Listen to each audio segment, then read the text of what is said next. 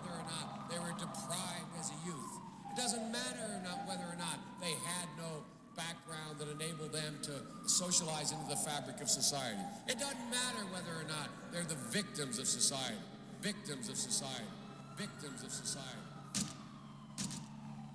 Are you about to kill this man? Like, look at these big ass guns they got on this man right now. Look at this baby. Look at this baby. I can't breathe. I can't breathe. I can't breathe. I can't breathe. I can't breathe. Don't move. Don't move. Don't resist them, okay? They are often the kinds of kids that are called super predators. No conscience, no empathy. We can talk about why they ended up that way, but first we have to bring them to heal, and bring them to heal, and bring them to heal, bring them to heal.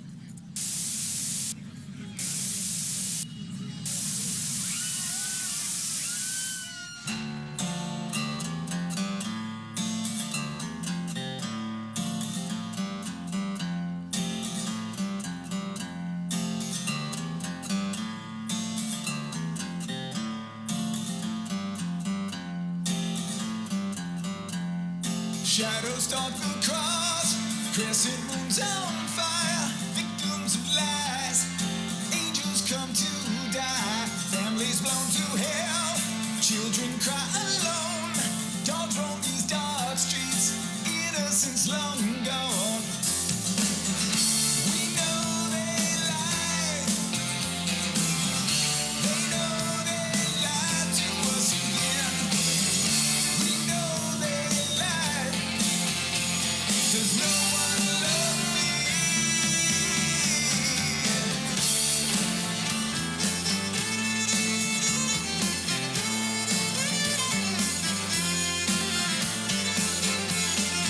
Hypnotized by greed, trample those in need, poverty denied, disoccupy divide, pressures beat the drum, run to more to come, packaged in a lie, Baxter's all deny. We know they lie, they know they lie to us again.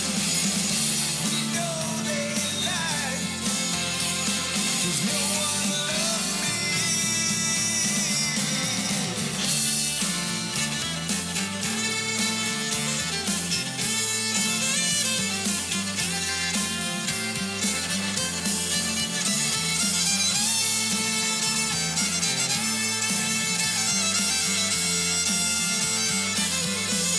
Authority and fear, police states all in gear, resist another lie, calls for you to die.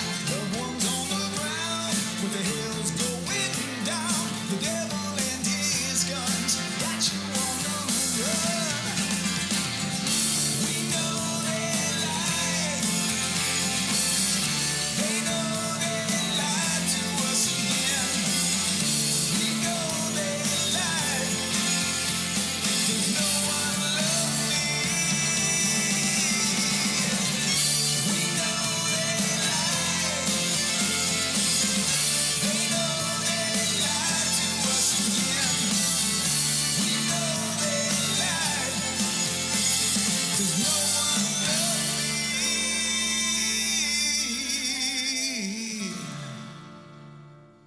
My dad didn't do nothing. He's not a criminal. So the government, please put your heart. Let my parents be free. And if we're going to get past this, we can't blame it on him. He's a manifestation of the ugliness that's in us.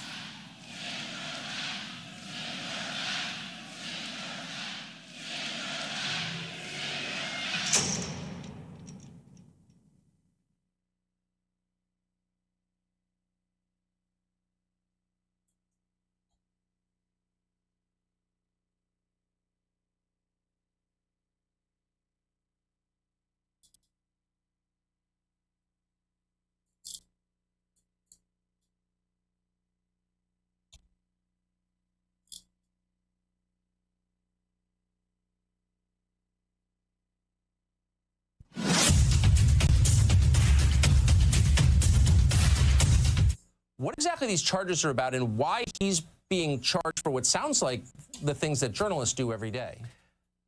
I can only assume that he's being charged. It's a bit like hanging a magpie on a hedge. I think he's a warning to other journalists who might not write stories, because this is published stories that the powers that be do not want to be published. And so it's a way of warning off other journalists in the future and telling them, don't do this, or we might lock you up in prison for 175 years, even though nothing that you have done is illegal. Why haven't papers like the New York Times come to Julian Assange's defense? Well, you would have to, the papers, well, you would have to ask the papers. I was wondering if you were going to ask, why hasn't the DOJ decided to prosecute the New York Times and the Manchester Guardian and the Washington Post, who all published the same information that WikiLeaks did? Why is it that they picked out Julian Assange as an example to hang in the hedge and not those other papers? There is not a hope in hell that Julian Assange would get a fair trial in the Eastern District of Washington, D.C.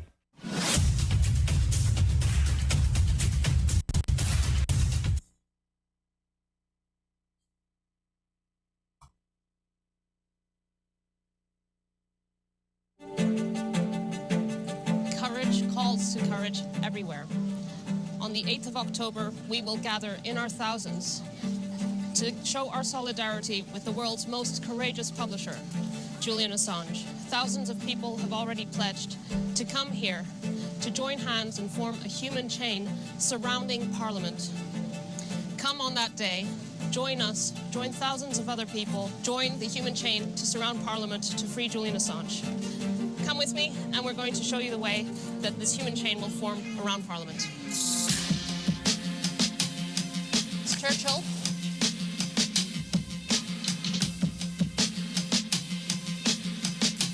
We're going to cross the Westminster Bridge over to the South Bank and across over Lambeth Bridge and then on the other side of Parliament. And that's what we mean by surround Parliament. Let's go. Bring your friends, bring your colleagues, bring your family members. It's a Saturday, 1 o'clock. It will be glorious. It will be glorious. So here we are in front of the Houses of Parliament, and I encourage you all to write to your Member of Parliament and invite them to the 8th of October to join hands in solidarity with Julian and calling for Julian's freedom.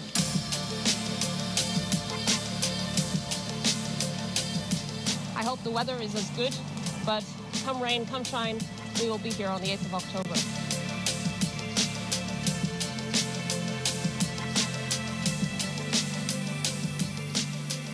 The human chain on the 8th of October will be fun, it will be an enjoyable day, but it's dead serious. Julian is fighting for his life. His life depends on not being extradited to the United States.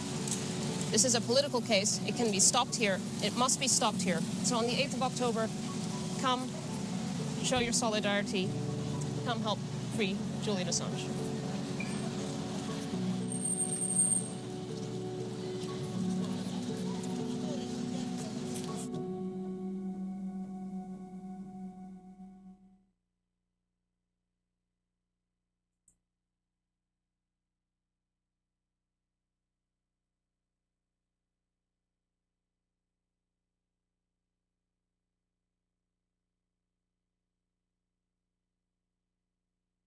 World's most courageous publisher, Julian Assange.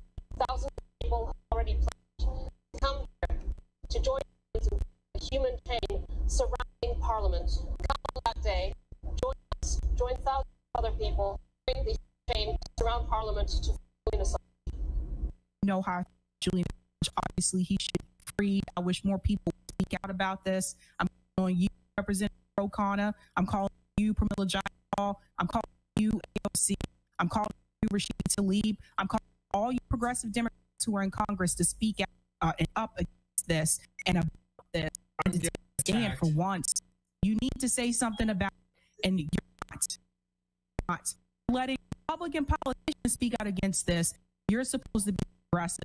And one who has done more than anyone to oppose US wars over the last 2 to 3 decades has, of course, been Julian Assange, who currently sits in Marsh prison, is something that I believe to be a hero of the global anti-war movement. Yeah, Physical manifestation of that thrust behind the 30 million plus people who are believed to have mobilized the Iraq War in February and March 2003. Now, on the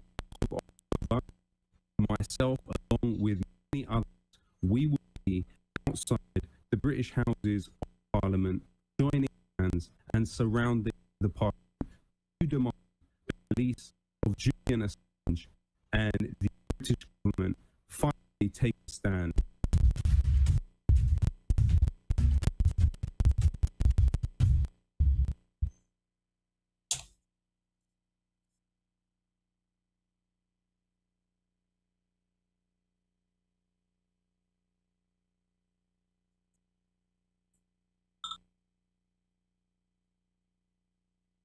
The best journalists are persecuted and despised. Notes from the edge of the narrative matrix. The best Western journalists are overwhelmingly despised, while the worst are acclaimed millionaires. Western civilization is built on lies, dependent on lies, powered by lies. Don't seek widespread approval. It's worthless. Live long enough and you'll learn that the people who'll really hurt you and screw you over aren't the obvious, overt monsters, but the sly manipulators who smile to your face. The U.S. empire is a sly manipulator, smiling and posturing as the good guy by contrasting itself with overt monsters. As our consciousness has expanded, it's become unacceptable to be seen as an overt tyrant by the public. But that's just meant the emergence of a sneakier form of tyranny. The age of the brute gave way to the age of the manipulative bitch. This manipulative bitch of an empire has been instigating and orchestrating violence at mass scale, and then using its unrivaled narrative control machine to blame the violence on other powers. And its provocations are only getting more and more aggressive and more dangerous. If humanity meets its end, it will come not at the hands of the overt monsters, but the sly manipulators. The trajectory toward the horrifying global conflict we appear to be fast approaching was set by the manipulative bitch of the U.S. centralized empire. If there's one thing sly manipulators hate, it's people who continuously highlight whatever they are being manipulative. That's what drives the ongoing push to silence, censor, and marginalize critics of empire. Julian Assange is in prison because he spotlighted the manipulative bitch. Manipulators can only manipulate when their manipulations are invisible to their subjects. A grassroots push to bring public awareness to the empire's manipulations would hamstring the empire. The empire knows this, hence the push to neutralize empire critics in myriad ways.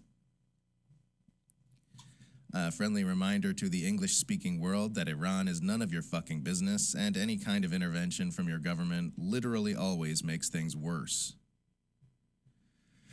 Remember, it's crazy and conspiratorial to say the CIA likely is involved or will soon become involved in domestic uprisings in a U.S.-targeted nation. The sane position is to believe that the CIA never does anything, and its officers are all sitting in their Langley offices watching Netflix.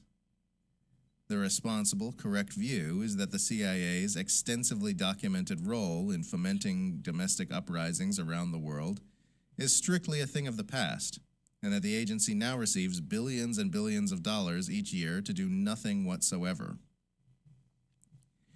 If you lived with someone who always steals things, you'd suspect them any time one of your valuables goes missing. But you're a crazy conspiracy theorist if you think domestic uprisings in a U.S.-targeted nation might involve the CIA. We learned the CIA was literally plotting to assassinate Julian Assange 5 years ago, and people still act like it's crazy and outlandish to suggest that they're doing evil things in the world currently. If you don't want people speculating about CIA involvement whenever there's unrest in a nation the U.S. government doesn't like, you should be calling for the dismantling of the CIA. Otherwise, you're just supporting the CIA as it works to foment those kinds of uprisings and yelling at people who don't like it. People don't serve in the military, they work in the military. It's a job.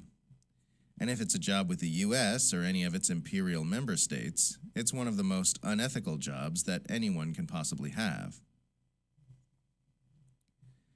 People who defend the US empire from criticism aren't actually defending the empire. They're defending their worldview. They're staving off the flood of cognitive dissonance they'd experience if they saw that everything they believe about the world is a propaganda-induced lie. That's why so many of them say things like, "Of course our government does bad things, but," and then make up some nonsense gibberish like, "You think Putin is an innocent little flower," or whatever. They don't love the empire. They're just flailing around protecting their worldview. Their arguments consistently lack robustness because they're not invested in defending some globe-spanning power structure. People don't usually do that unless they're paid to. They're just throwing up any kind of walls they can that will protect their worldview. Still, though, imagine being such an embarrassing, sycophantic bootlicker that you're emotionally incapable of handling the fact that there are a few fringe people on the internet who spend their time criticizing the most powerful and destructive government on earth. Imagine actually seeing that as a problem. There are actual people who sincerely see the existence of empire critics anywhere online as a problem that needs to be solved. How far gone do you have to be to live like that? How much bullshit must you have poured over your mind and heart for that to seem sensible? Most people get that you can't win a nuclear war, but not enough people understand that you can't even remain fully in control in a nuclear standoff. There are too many small moving parts, too many things that can go wrong. Google nuclear close calls if you doubt this. Our rulers are ushering us into a nuclear standoff of steadily increasing escalation, and they cannot control its outcome. They're gambling everyone's life, hoping to win the prize of planetary domination, and their game is getting more dangerous by the day.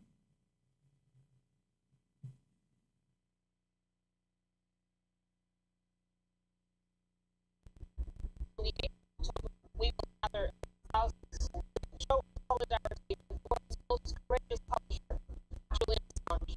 Thousands of people have already pledged to come here to join hands from the human chain surrounding Parliament. That day, join thousands of other people in the human chain to stop Parliament to free Julian Assange. You know how I feel about Assange. Obviously, he should be freed. I wish more people would speak out about this. I'm calling you, Representative O'Connor. I'm calling on you, Privilege Paul. I'm calling on you, AOC. I'm calling on you, Rashida Tlaib. I'm calling on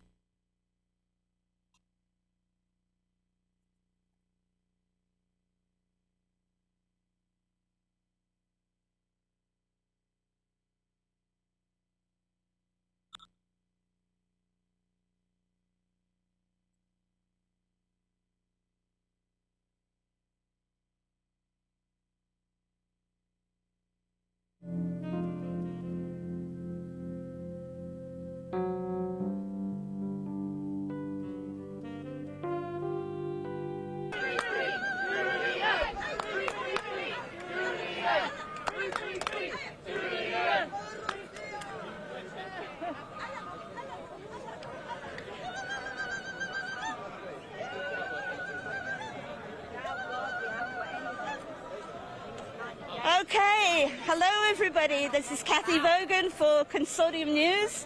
We are starting a little bit early because they have decided to start organising the chain at 12:30, and we're at Winston Churchill's statue, and the people are taking off from here, and they will be heading, if we just turn around a bit, you'll see, here's Big Ben.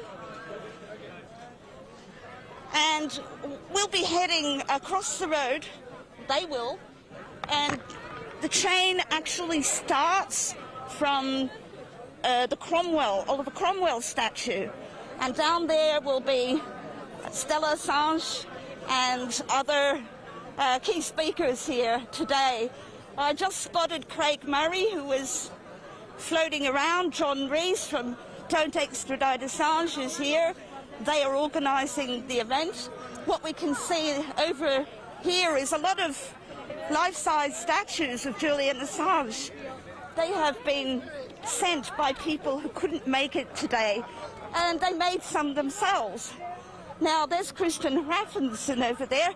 We can go over and say hello to him.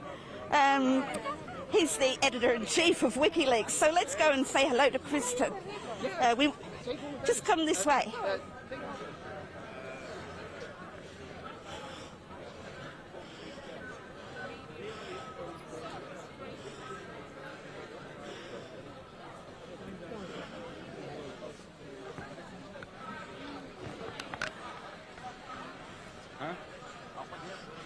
Hello, it's Kristen Raffinson. We are live on Consortium News. Good. And we have a wonderful streaming partner today, 42 Live, who are working with us so they can stream from anywhere in the world. Yeah, very good. It's brilliant technology. So how are you, Kristen? I'm fine. I mean, I feel good about this event. It's so important. And I mean, the weather couldn't be better. And it's like the sun is shining in approval on this protest. I mean, it's a dark subject, but you know, it's good to be coming together in this weather and just raising your fists basically towards Parliament in a symbolic manner and saying, you know, you have to act. This cannot go on any longer. The will of the people is very clear. Enough is enough. 3.5 years in Belmarsh prison for Julian Assange. It just has to end. Well, I do recall your speech near Downing Street. Forgive me, I don't know London that well, but I remember you talking about this is a dark force that we are trying to oppose. It definitely is, and I think more and more people are actually sort of feeling it in their own skin. I mean, it's coming. It's like a virus infiltrating our civil society, of everyday life. And it's not the kind of a dark force that comes in the leather boots fascism style of the 30s. It is a new kind, and even a more malicious one, because it infiltrates everything. It erodes what is sacred to us, you know, empathy and humanity. And we can sense that this is sort of destroying our world. And the people are locking guidance into action in countering this and doing something about it.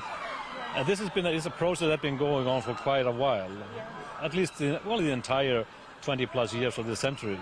And people are starting to realize that what Julian did and WikiLeaks, you know, more than a decade ago was create an awareness. There was a, you know, like opening a glimpse and seeing actually what's going on.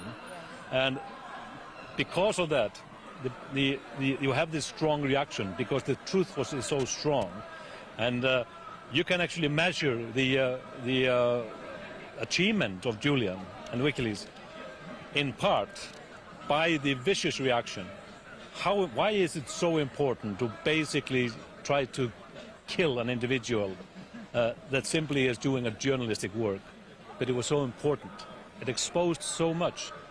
So that is what we need to keep in mind, and try to rekindle that spirit and make it grow. And I know we get there because we do not have any other option, actually. We are basically, if we stop swimming, we'll sink, every one of us. I mean, it's a persecution now of Julian, and he stands alone in that fight with the supporters behind him, yes. But today it's about Julian. Tomorrow it's about you and me and all of us. That's right. I don't know if you saw the very first event in this chain of human chains that was in Melbourne, Australia. 3,000 to 5,000 people turned up, and they were chanting, "Julian told the truth. WikiLeaks has the proof." Now, it seems to me that there is the problem for Americans of kind of losing their First Amendment. Yep. But really, it's more than that. It's about losing a grasp on reality, isn't it? It is, and we see reality being undermined in a spectacular manner every day. And, you know, for me, a journalist for, 30 plus years now, it's just absolutely appalling to see my colleagues, what I consider colleagues, actually taking part in that. And you know, throwing about the speculation or false information that obviously do not match reality. And everyday people, they don't need a degree in political science or economics or history to see through it. It's becoming so blatant, but it seeps in. That's why I'm talking about this sort of slow and gradual undermining of our civil society. It's all part of the same struggle. It's not an individual case that you can just take out. You have to think about it in context with what's going on in the world. I was asked just earlier here about World Today. The World Today. I mean, I was asked a bit earlier about what's your hopes for Liz Truss government. I said, what? You know, we're talking about a new prime minister that sets a record in actually, you know, basically destroying the pound and coming up with economic policies that even economists in her own party are sort of discrediting and said, where on earth did this come from? What rabbit hole is this? This doesn't work. And now we see backtracking. And let me remind you, I'm probably going to say this again here today because it sticks with me. When Boris Johnson actually had his last speech here in the Parliament, his farewell speech, and was giving advice out to his successors, he only touched upon foreign policy on one point. He said, well, on foreign policy, and I'm paraphrasing actually, but the essence of it was, just do what the Americans tell you. That's the essence, and you were stunned, and I was amazed that more people didn't pick up on it because it was so amazing. This is the grand nation who is reveling Churchill here on a grand statue about the fight against fascism and Nazism in the World War, and where is the pride of the nation that has a leader that says just be a lapdog, you know, put the leash on and extend it. And that's exactly what's been happening. I've been following this case. I've been in every court proceedings here, and it's absolutely appalling to see how laws are stretched, the illegality of the entire process, the silence of the politicians, or the negative comments that are being made. It is appalling. Maybe there's a breaking point. Maybe into the winter, where people actually are faced with the reality of having to choose whether to heat their homes in the cold or feed their children. I mean, that's the reality that's ahead, you know. But what a shame that we have to be driven that far. I always, what drew me into WikiLeaks well over a decade ago was that I perceived Julian to be sort of anti-war. You know, because of the destruction, and he said something that really stuck with me. Populations don't like wars. Populations have to be fooled into wars. Yeah. How does that apply today, do you think? And how would he feel about what's going on now with the media? I'm not going to put sort of words in the mouth. And when I visited in prison, I saw him on Thursday morning. To be frank, I mean, I try to spend the limited time I have with him in trying to cheer him up and trying to ease his pain in that situation. But of course we talk politics, but I'm not going to sort of trying to sort of reflect on what he thinks about current situation. But do you think, you said who's pro-war? It is, sorry? You did say who's pro-war? I mean, yeah, who is pro-violence, who is pro-death, who is pro-killing children? I mean, that's appalling. I never understood this sort of negative connotation people dare to put on the words anti-war. Who is pro-war? It's like being a pro-killer, you know, like, it's absurd. Of course, nobody wants war. People have to be tricked into war, yeah, that's true. And that has happened frequently in our time. And when I'm talking about our time, even my adulthood. And of course, it's going to happen again and again. Yes. Well, look, Kristen, I won't keep you any longer because it's clear that the chain is forming. Yeah. And we start down at Oliver Cromwell's statue, so we should just head down there now. Head down, yeah. Are you going to speak down there? I don't know if if I'm going to be invited, let's see what happens. Somebody I've said lost you- my people. Somebody said you were, so brace you down. Thank you, folks. We're going to take a break, and we'll be back soon when we get down to Oliver Cromwell's statue. We have another camera filming that's not streaming live, but that's capturing the whole crowd. Oh, I just spotted Craig Murray, so maybe time for a few words with him. And we'll... are we off? Right. We're on. We're on right now? Good. I've just spotted Craig Murray over here. So he was the former British ambassador to Uzbekistan, and many, many moons back he blew the whistle on torture, black sites in Uzbekistan. And, well, I mean, he was working for the government then, but he isn't now. That kind of thing doesn't go down very well. So let's go and try and talk to Craig. Can I just get your help?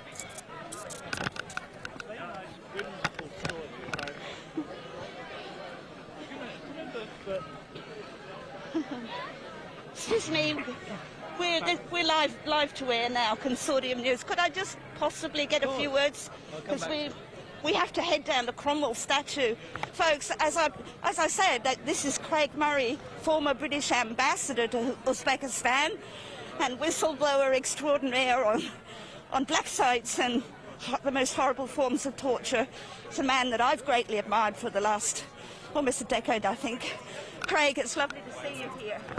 Well, it's great to be here, and it's lovely to see so many other people here as well, which, you know, when you consider that this is really made up of individuals, that there aren't large organisations supporting this activity.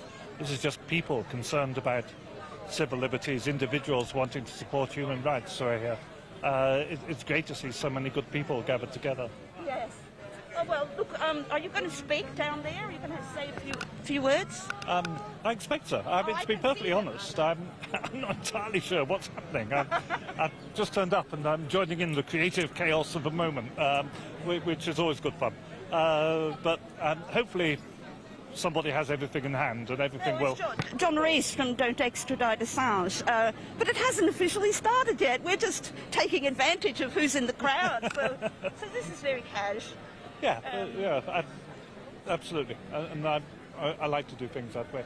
But yeah, how we're going to form the chain and who's going to stop at what stage and then where speeches will be made are things That's that down at I'm Cromwell not quite statue. sure. Probably about 1:30, John said. And then we'll form a chain after that? The chain gets formed first. That's what they're doing now. That's a bit strange, because then that means that most of the people will be miles away from the speeches. Bloody hell, that's what I thought. Oops, I'm not supposed to be crude on air. Anyway, never mind. How do we film that? Never mind. We'll make it up as it goes along. Having flown back from Edinburgh, flown down in the early hours of this morning, I'm not going to be walking too far in the chain. Well, the chain doesn't walk. They all stand still and try and hold hands right around. Yeah, some of them are going to be a couple of miles away from here, because it's quite a long way around and the way to Lambeth Bridge to get there. So who gets to what point and who's designated to stay where? I'm quite interested to see how it all works out. Well, we'll probably cluster around there, I imagine. Craig has been covering the Assange case, as I have myself. Consortium News, Craig Murray, have been in the courtroom for about 3 years now. Craig, you got anything more to say about how the case is progressing? We're waiting for the decision on whether a cross appeal can take place. What's happening there? Yeah, I think that's the important thing to remember, that Julian hasn't actually had his appeal against the decision to extradite yet. The only appeal that's been held was the American appeal against the points, the health points essentially, on which it was specifically decided not to extradite. Julian's appeal against extradition is still awaited, and that will shift the courtroom focus back again onto the fundamental questions of human rights and freedom of speech, on the abuses of process in the case, the fact that the American government was spying on Julian's legal conferences, but they obtained all of his legal documents from the Ecuadorian authorities after he was removed from the embassy, on the fact that the extradition treaty under which he's being extradited specifically states there should be no political extradition, are numerous other points of appeal which are yet to be heard. I should be very, very surprised if the High Court doesn't agree to hear that appeal, so we have some time to go. But the problem is, of course, that all this time Julian is held in dreadful conditions in a maximum security prison. So to some extent the process is for punishment, but the process still has a long way to go. Well, this isn't supposed to be a political case, but how likely is it that the US or the UK would want some of those matters to be heard in court? Yeah. I think it's going to be very difficult to prevent the court. It's very, very hard to see an argument that the High Court should not hear the appeal, because plainly there are points of appeal on which there are legal principles of quite a high magnitude to be discussed, particularly about the right to confidentiality of legal consultation, and of course the entire principle of the application of the extradition treaty and all its provisions under which the application takes place. The UK government's viewpoint is that there is nothing in general that prevents the UK government from breaking international law in its domestic law, that an international treaty doesn't bind the UK in what it does internally. And even if you accept that is true, and I mean, it's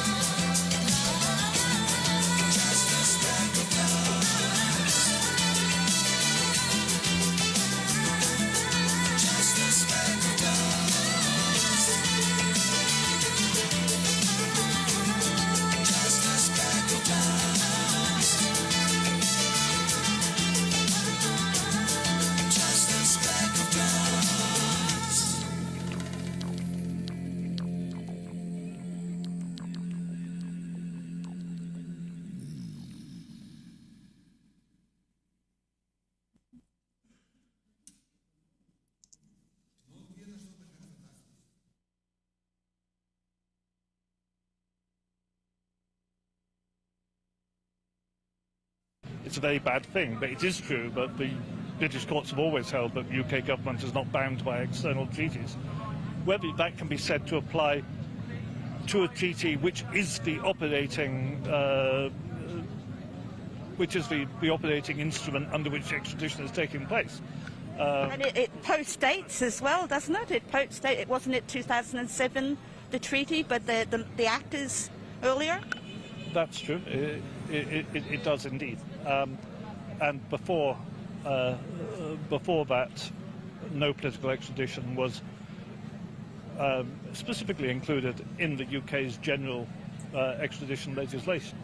But I mean, all of this is bluntly nuts. You know, Julian is being charged for espionage by a country, and he hasn't been near that country either at the time of the offence or since. You know, he's an Australian citizen who's operating outside the United States, so how he can be said to have committed an offence within the United States, you know, in considering the extradition at all, the United Kingdom is admitting an extraordinary United States claim of universal jurisdiction. There's so many legal points which are just completely wrong in this case that it's very hard to believe that the High Court won't hear them. And I personally believe the High Court will hear them. That doesn't necessarily mean we will win. I mean, I think anybody who believes that in political cases like this the courts are genuinely independent is extremely naive. It would be extremely naive to believe that. I think you've answered my question there, Craig, and the crowd is really thinned out here. I can see a big crowd down there at Oliver Cromwell's statue, so we really should head down, I think. And hopefully, if you get there quickly, we'll hear you speak to a bigger audience. But you have spoken to the whole wide world here on Consortium News, or so to speak. Thank you so much for that. Lovely to see you again. Okay, we'll come back.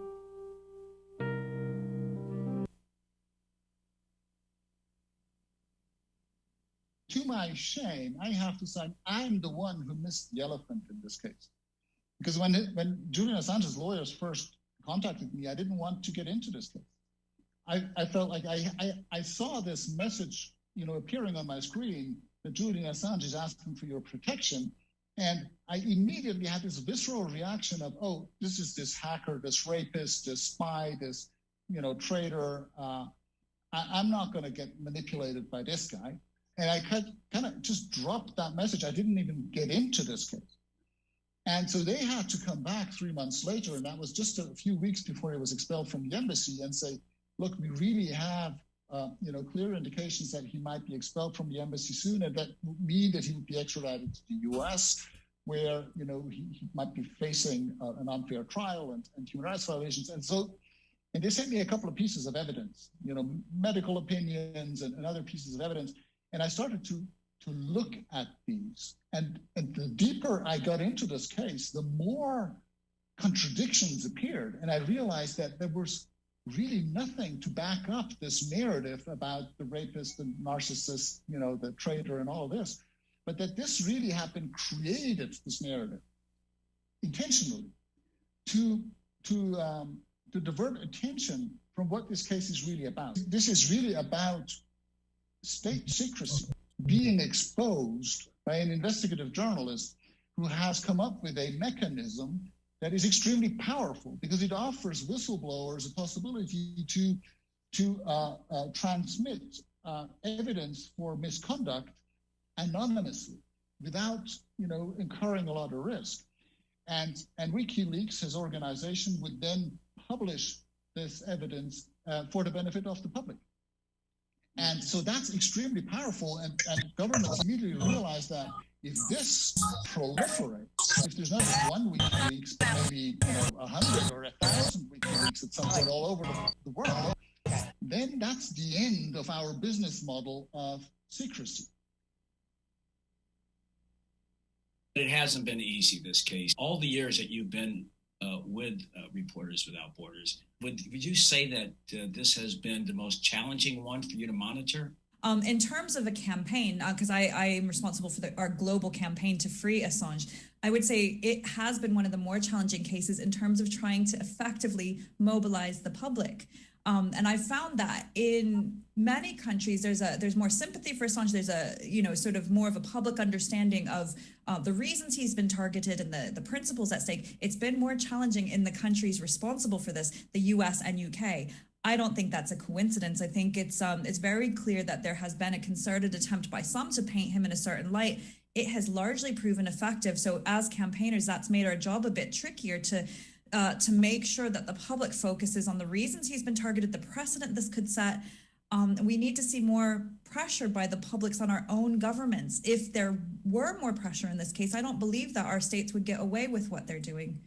Right. Some of his detractors, particularly in mainstream media, some of the big outlets, don't describe him or refer to him as a journalist. There's no mistake about it with RFS that he is a serious journalist, and WikiLeaks is a serious publication. Well, what I would say is, because I think that has also been an argument that's been used to distract from the core issues too. I would say it doesn't actually matter if one considers him a journalist, because it's undeniable that he has been targeted for publishing information in the public interest, right? So whether or not that label applies to him, various organizations have different criteria. He's a publisher. He is also, in many ways, a journalistic source. So it's a little complex, but it doesn't matter if you look at why he's been targeted. In every case, it's not about who somebody is, but why they've been targeted. And we are 100% convinced that Julian Assange was targeted for publishing this information, which informed public interest reporting around the world. That is really important for journalism. And anyone who thinks that this will stop with Julian Assange, if the US successfully extradites him and persecutes him there, this could apply to any publisher, any journalist, any source. We could see many more cases like this in the future. I stood up for Julian Assange, not just from the start, but on the most difficult thing. You see, the enemies of Julian Assange knew what they were doing. They didn't accuse him of shoplifting. They didn't accuse him of passing a fake note or a false check. They didn't accuse him of any of the things that wouldn't have cut through in the way that what they did accuse him of did with the liberals, the progressives, the left, and so on. They knew that if they could accuse Julian on sexual matters, on issues of sexuality, on women's rights, that they could destroy him amongst the very constituency that would be most likely to defend him. And when I defended him, I was then myself witch hunted and victimized over my stand on that. I knew instinctively at first, and then with chapter and verse, that the allegations against Julian in Sweden were false. I had the benefit of knowing him personally. I met him first in the Ecuador embassy, but I had worked with him prior to that without having met him. So I knew that he was a man of the finest metal, really, a treasure, a man that in a sane, logical, rational world would be a Nobel laureate, a man who stood up to the power, the same power I stood up to in the Senate, but with a very great deal more danger to him than I faced. After all, I was a British member of Parliament. They weren't going to put me in an orange jumpsuit and take me to Guantanamo Bay. At least I didn't think that they were. But Julian had no such assurance. He went into the lion's den without any of the protections that I had. And he did it on the most important things, the issues of war, torture, and the abuse of power. The reason, the other reason they imprisoned Assange and have silenced him and have demonized him is to keep anybody else from speaking about the things that he revealed. So even if you're not talking about jail, it's pretty clear that if you stand with him, you're going to be marginalized. Nobody wants to go through that, not even in some rhetorical way. So that is why Assange is in prison, why he's been silenced, and he's been demonized, as we're told. He's the reason Trump was president. That's a whole other fraud, which is not true. He did not, Russians didn't hack. WikiLeaks, somebody at the DNC leaked those emails to him. I like to speak up on behalf of Julian Assange at every opportunity, as he revealed, and this is why they have beaten down on him so badly. He revealed U.S. war crimes. He is a political prisoner. He should be seen as such. Most 90% of what you're told about him is a lie. He is not a rapist. He is not a hacker. He is none of those things. And they hate him because he revealed the truths that they want to keep hidden. And he wasn't even charged for. No, he was not. And most, but that's how they keep people from supporting him, because there are people who, we're in sync politically, and they'll say, but what about the rape charge? Wasn't he a rapist? And I'm like, he was never charged with it. He was not. And the only reason Sweden didn't drop the case was that the U.S. was pressuring them not to do so. To make very clear, the Swedish prosecutors have invested, millions and a decade to try to find evidence to indict him for these rape allegations, and they have not been able to find even enough evidence to indict him, not to convict him, even to indict him formally. So basically, they had nothing from the beginning. And what we can see in this case is that the authorities didn't care from the beginning about those women or about the truth. They cared about the headline. They pushed that headline out very, very quickly against the will of those women who never claimed that they had been raped when they went to the police with a completely different purpose. And then this was enforced by the government, the authorities, the police authorities, the prosecutor. For the next years, they pushed very aggressively this public narrative of Assange being a fugitive rape suspect, but they suppressed the truth, which is that Assange systematically tried to testify.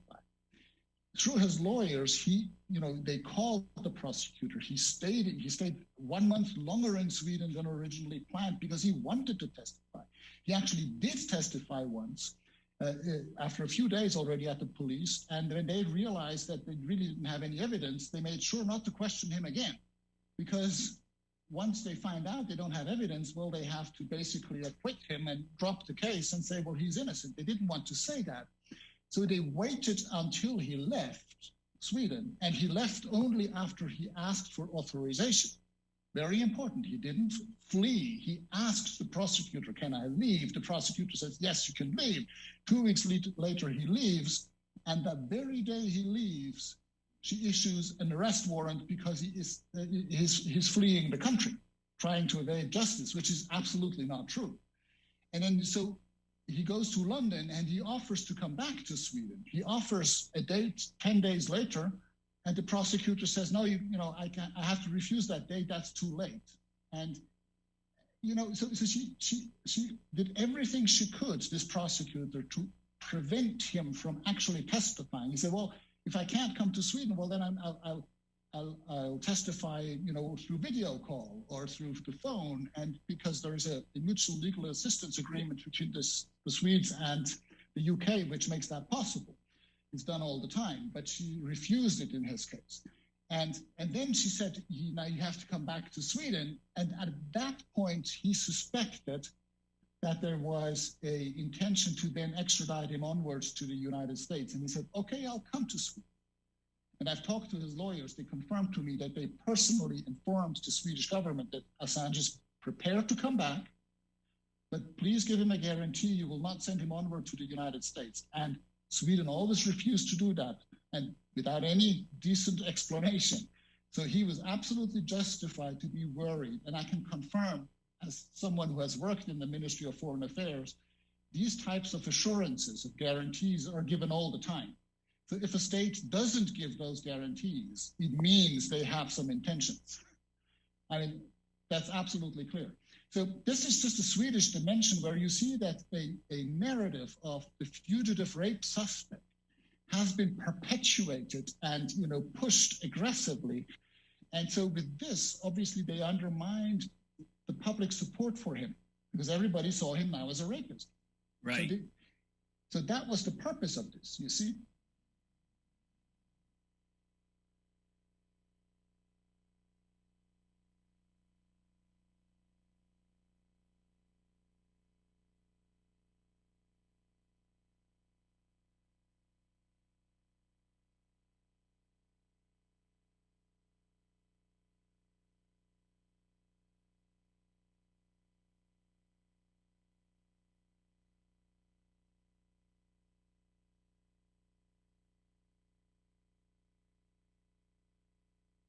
Meeting us. Does he have a private meeting room? So You head guys out are into the live. street with Reverend Annie. You guys are live. And we will get you started. Oh, we're live? Okay, well then I'll stop bouncing my cameras around. I'm doing 2 cameras right now. Okay, I think I'm recording here. Am I recording?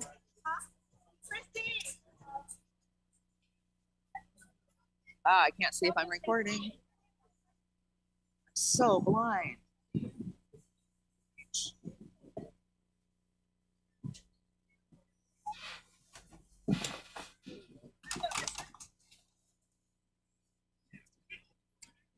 Okay, I'm recording now. So I am live and I'm recording. What? Yeah, he's trying to. She's waiting for a link.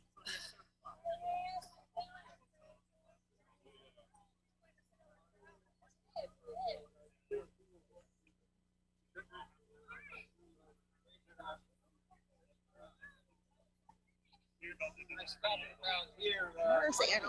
Who's here? Oh, okay. Here they go with the ribbon. See, they're walking with the ribbon. We're going to walk around the Department of Justice. Everybody's going to grab a piece of it. And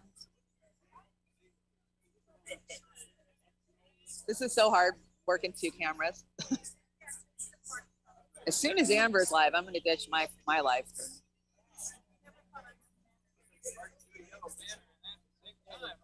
Oh, or my phone's just going to shut down on me.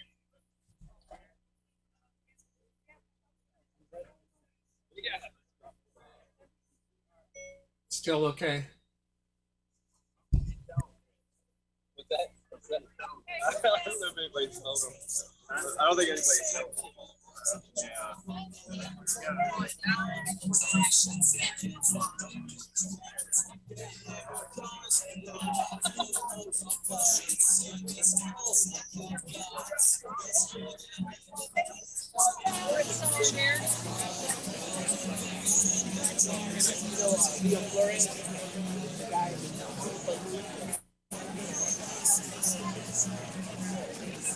Look at Ford's fancy setup. Ford's got the fancy setup.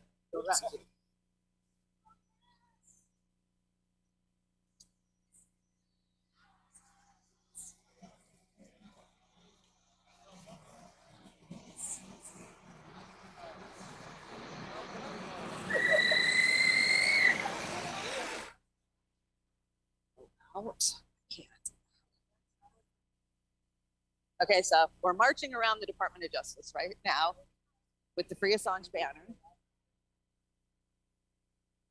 If you guys can see or hear me. They can. Okay, great. Hi, fams. It's been a heck of a last 36 hours. No sleep, lots of airports, death rides through DC.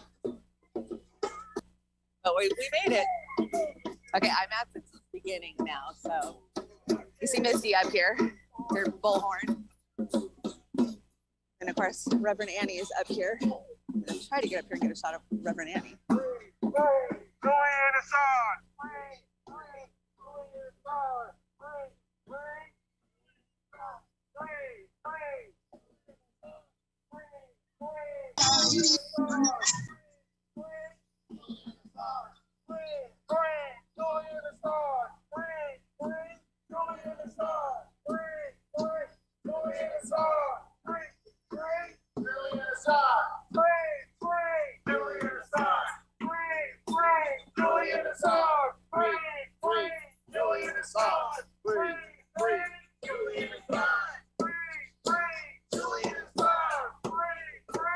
Sorry, guys. I got 2 viewfinders I'm trying to keep an eye on. I got a camera in each hand.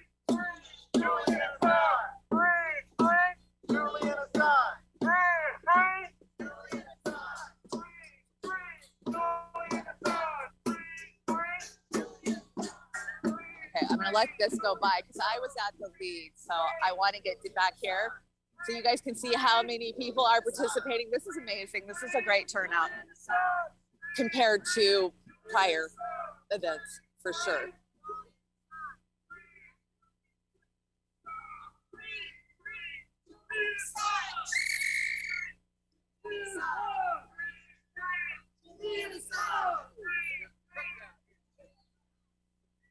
Amber ever come online, Oz? Yeah, she's. Oh, good. Okay, good. Because I'm down to like 8% battery on my phone, so my let live it- stream's gonna die. Let it run out. Yeah, I got don't have battery audio pack. for Amber yet. Sabby! Look, there's Sab. Sabby! Yay!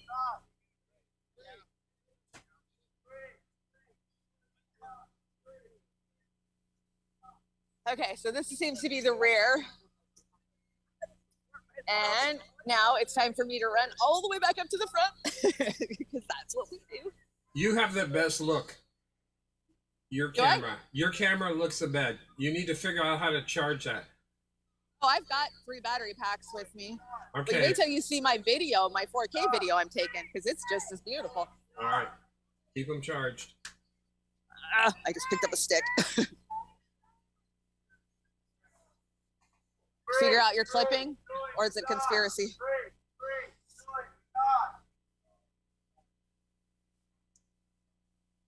Trying to get back up to the front of this, so. There's the Assange billboard. I think there's 2 of them that I saw cruising town. There is a lot going on in DC. Oh my gosh. Every corner's got some rally, protest, beer garden.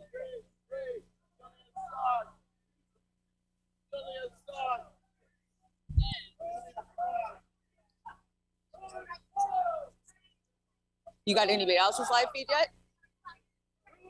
I'm working on it. I know Eric's got his phone up, so I'm sure he's got a feed. Okay, I'm gonna cut to the front of the line.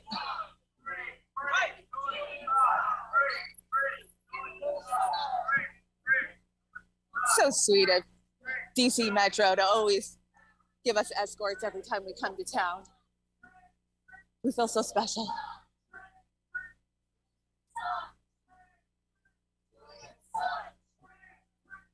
Can you guys hear the chanting? Yes. And the whistle. Oh, they're pushing us up on the sidewalk. Okay, guys, I'm kind of in a traffic jam. Give me a second. Oh, the sun's gonna come out. Okay.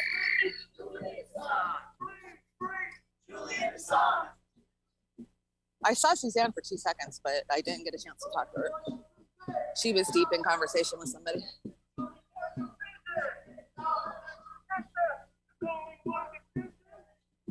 Extradition. No extradition. No extradition. No extradition. No extradition. I'm trying to get back up to where I can get on the other side of this. No extradition. There's only one decision. No extradition. There's only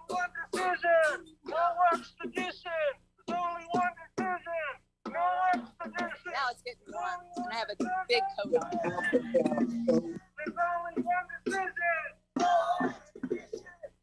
Trey. No extradition. There's only one decision. No extradition. There's only one decision. No extradition. No extradition. You gotta dodge the other Phototoggers. No extradition. There's only one decision. No extradition. No extradition. You are the talk of the town. On my way up here, I heard 3 different people talking about the guy dressed like a deer. Really? I was like, oh, that's up in the rally. I already saw it. Yeah. Security guards in a parking garage. Just everyday people on the street. That's good. Get them talking about what we're doing. Buildings as I walk by. Like they've never seen a deer? They've never seen a deer? Seriously? That's crazy. That's why I'm here. There's no deer. TD! Hi, TD! There's someone who is a hero. That is my really good friend. She's a Catholic worker. She does mass mission work. Haiti. Tomorrow we're doing a rally in front of the White House for the regime that Biden's supporting in Haiti. Oh, here comes Ford. I get out of the way when Ford comes.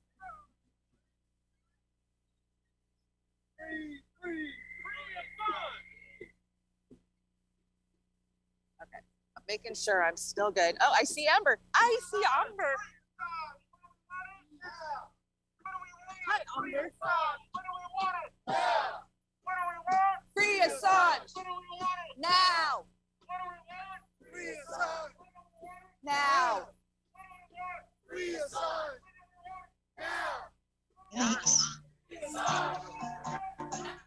Eloquent orator. Now. But you won't hear him speak. Now. Locked away in silence. Now. One who knows too well. Oh, say hi. How those things I got cameras everywhere. there's another war. Oh, no, my peace button. Like, that's ever going to happen. Well, we flew in like that. There's one who stands accused. It has been a death run to get here. Exactly what offenses the U.S. has refused Now. to say precisely which, or to try to clear the mist, or to explain how he's not the same Free Assange. as the other journalists behind his prison walls. Is a person made deprived. So odds when my battery dies, it'll take a few for me to switch out batteries, but I'll be fine. That keep us all alive. Not persecuting torture. Now. As we stand here now, for revealing the why. Behind these prison walls. Now.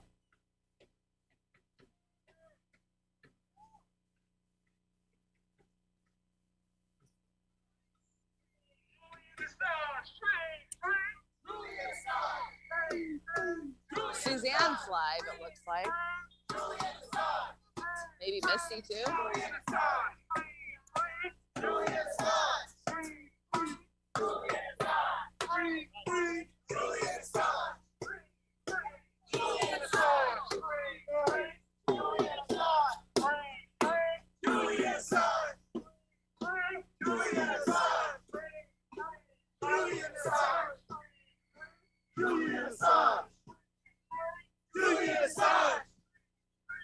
Looks like you lost Amber.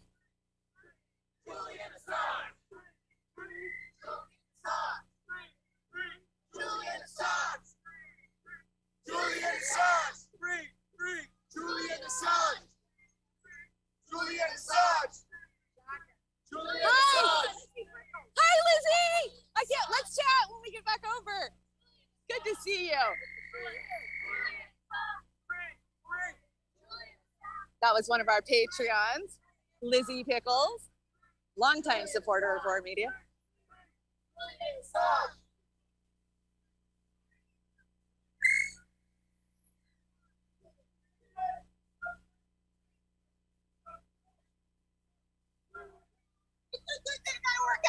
Yeah, it is.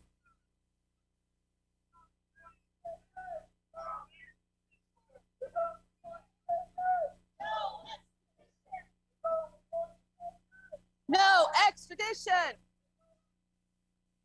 No extradition.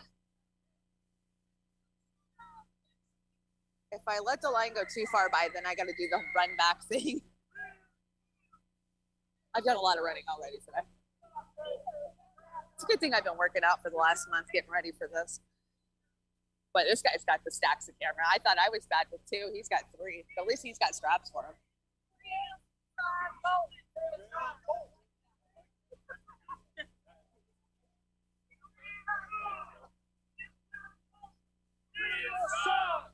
Jail John. Yeah, he's not. Nice. There, yeah, Suzanne's getting riled up to say free Assange, jail John Bolton. Which is awesome, right?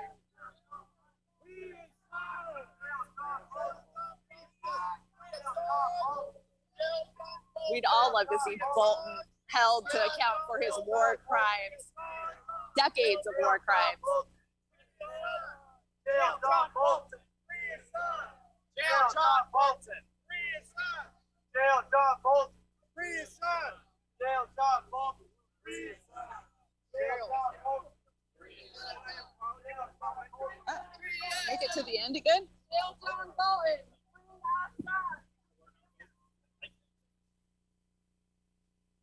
Okay, yeah, we're back at the end. So now I get to do the run back to the front of the line.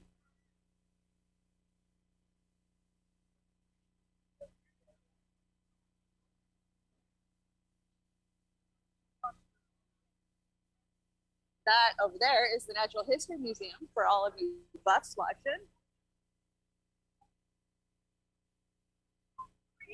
I'm Shanda. More media. We're women in independent media. All right. Yeah.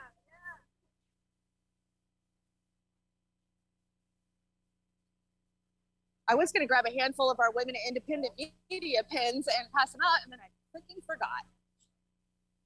Got a billion things you're trying to do. Wrap this building. Wrap it up. Oh, my backpack is like pulling my head off my shoulders. Guess what, guys? I went to a Korean bathhouse today. That was a first for me.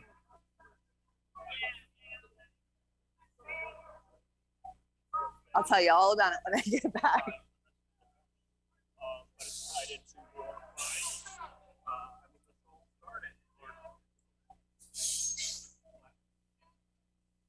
Somebody smells good out here, and I know it's not me because I forgot to put perfume on it. It's probably good when you're in a crowd. Can't believe my battery's held out this long.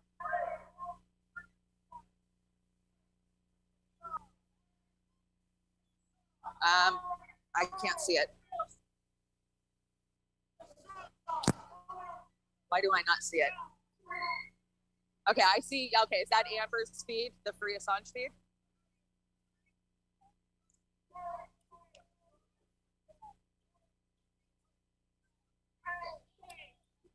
Okay, that'll. Hold on, guys. My earbud fell out of my ear, and then it tied into a knot. And now I have one here.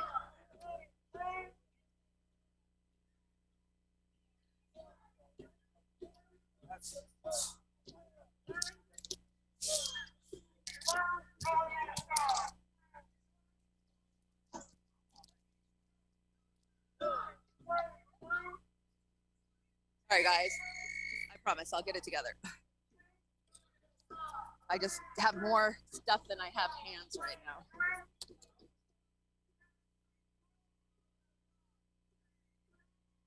Okay, now I'm back to kosher.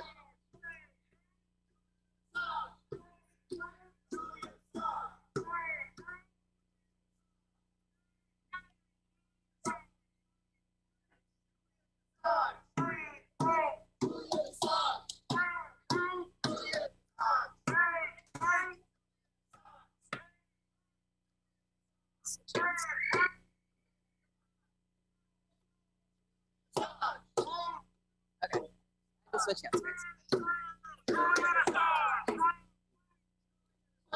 Now we're back. Julian Assange. Julian Assange. Julian Assange. Julian Assange.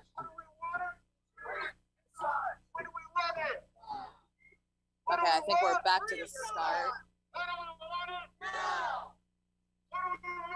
Free Assange! Now!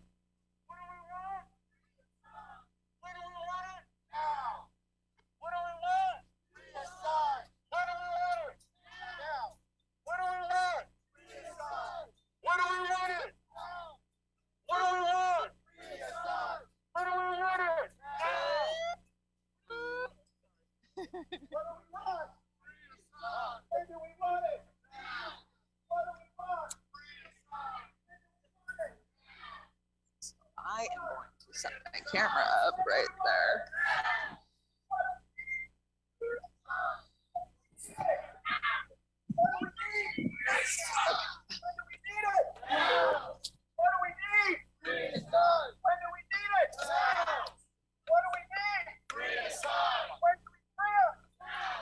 Sorry. Too many cameras, man. When I realize I'm not getting a good shot on my camera, my other camera, I set my phone down to fix it. Vice versa. I will get better at this. Ah, Franco's here somewhere. I just saw Frank Analysis just went live, which means Franco's here. I will be finding Franco.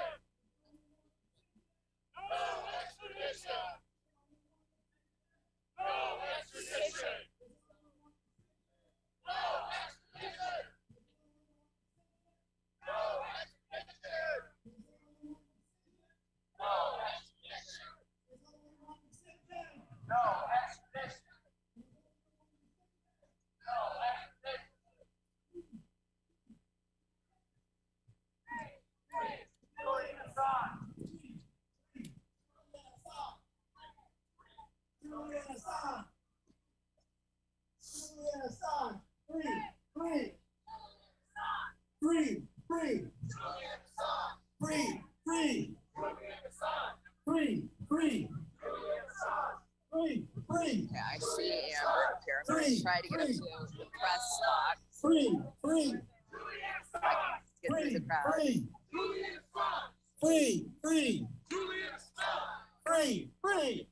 so. What do we want? You got When do Amber's we want name, it? right? What do we want? When do we want it? What do we want? When do we want it? What do we need? When do we need him? What do we need? When do we need him? What do we need? When do we need him?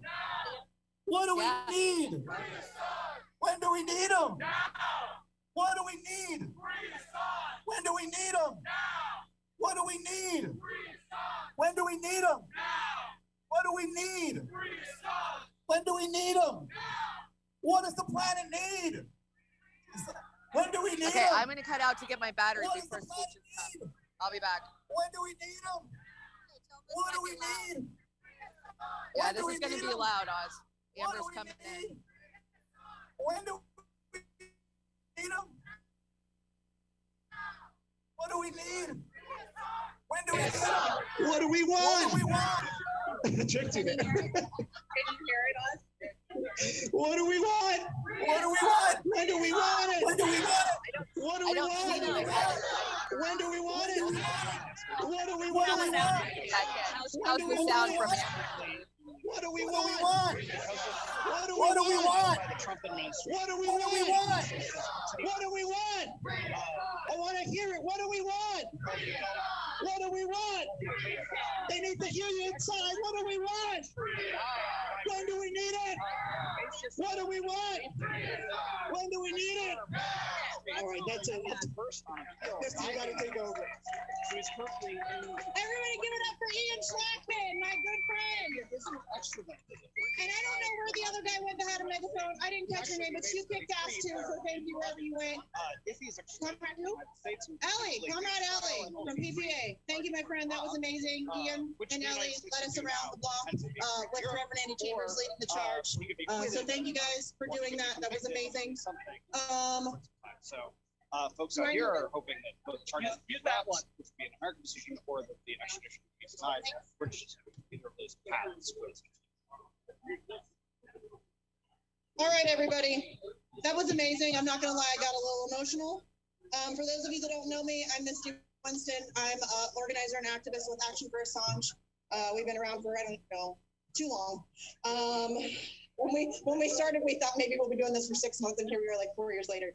So we have an amazing list of speakers, so I'm not going to waste any of your time rambling, which is what I'm known for. I'm going to not do that, though. So leading us off really needs no introduction. Her name is Dr. Jill Stein. She is, yes, give it up for Dr. Jill Stein. She is an American physician and activist. She was the Green Party's nominee for President of the United States in 2012 and 2016, and I voted for her both times.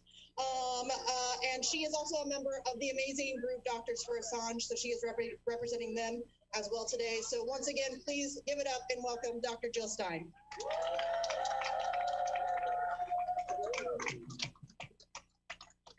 Thank you so much for everything you do. Everyone here is a hero. We are all Julian Assange. We all need Julian Assange, and we all need to stand in for him as best as we can until Julian Assange is freed. I especially want to thank the members of the press, because the real press is here today, not the old press, who are the ones that should be here, but are busy keeping us down in so many ways. So as we know, what's going on here is not just a threat to the life of Julian Assange, it's really a threat to the life of our democracy. The more you look at this case, the more you become traumatized, I must say, by just looking at what is going on. This is an assault not only on freedom of the press, it makes a complete mockery of our judicial system. It is an attack on human rights. It's absolutely unacceptable. What we are watching here really is a microcosm of the crisis of our democracy. So we have no choice except to keep fighting back. And I have to mention, I'm here today representing Doctors for Assange, which is a group of healthcare providers, doctors, psychiatrists, and psychologists who've made the point that the treatment of Julian Assange is basically one of psychological torture, and it must not be tolerated. So what we really need right now is watchdog journalism. We've had enough of lapdog journalism, which is what we've got today.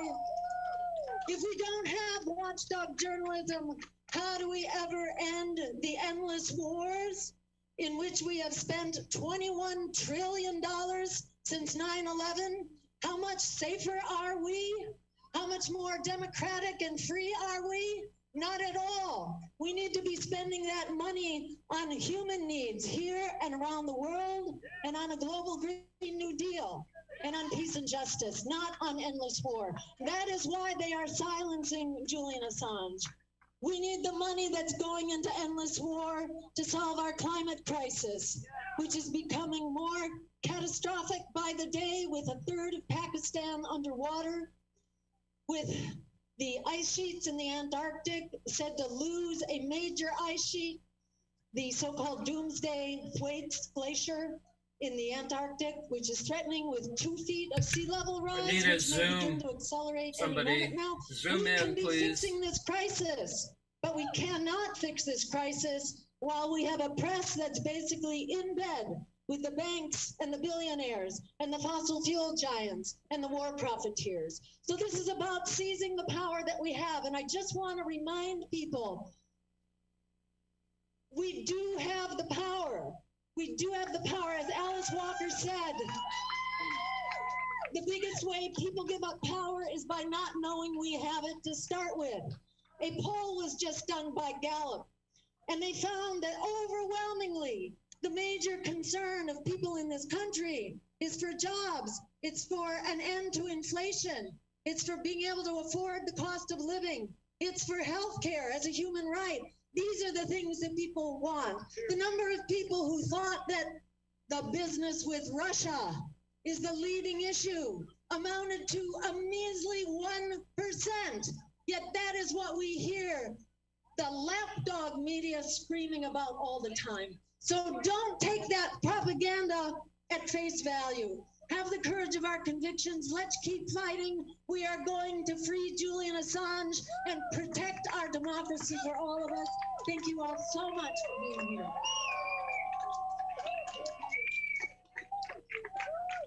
Wow, let's hear it for Jill Stein. Woo!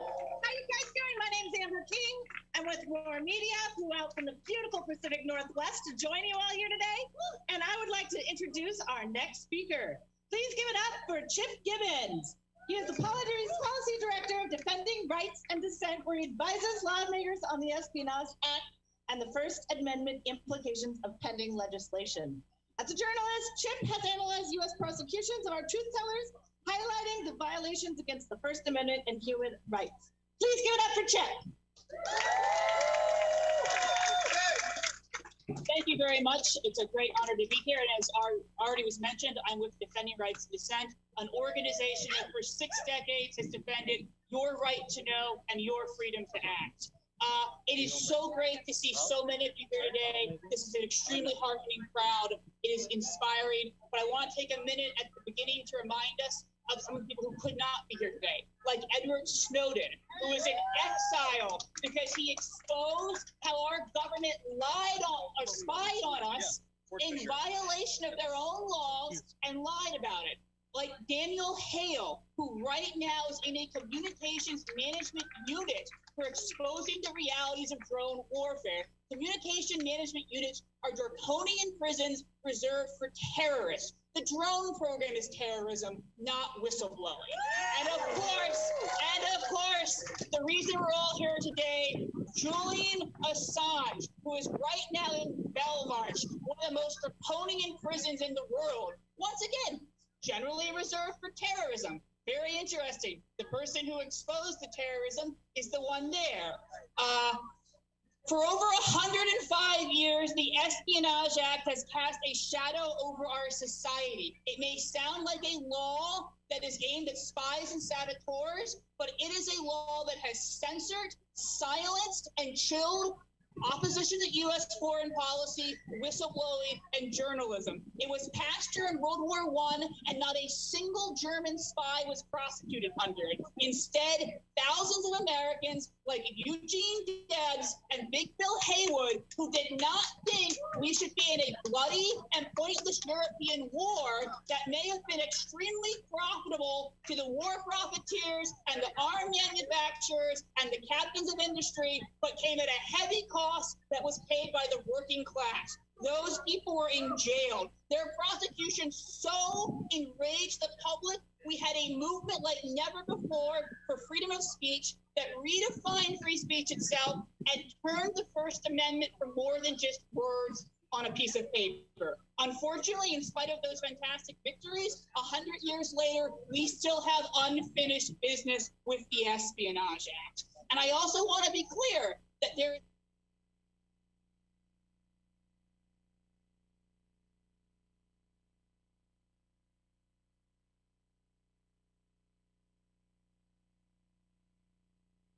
captured, silenced, and chilled opposition to U.S. foreign policy, whistleblowing, and journalism. It was passed during World War I, and not a single German spy was prosecuted under it. Instead, thousands of Americans like Eugene Debs and Big Bill Haywood, who did not think we should be in a bloody and pointless European war that may have been extremely profitable to the war profiteers and the arm manufacturers and the captains of industry, but came at a heavy cost that was paid by the working class. Those people were in jail. Their prosecution so enraged the public, we had a movement like never before for freedom of speech that redefined free speech itself and turned the First Amendment for more than just words on a piece of paper.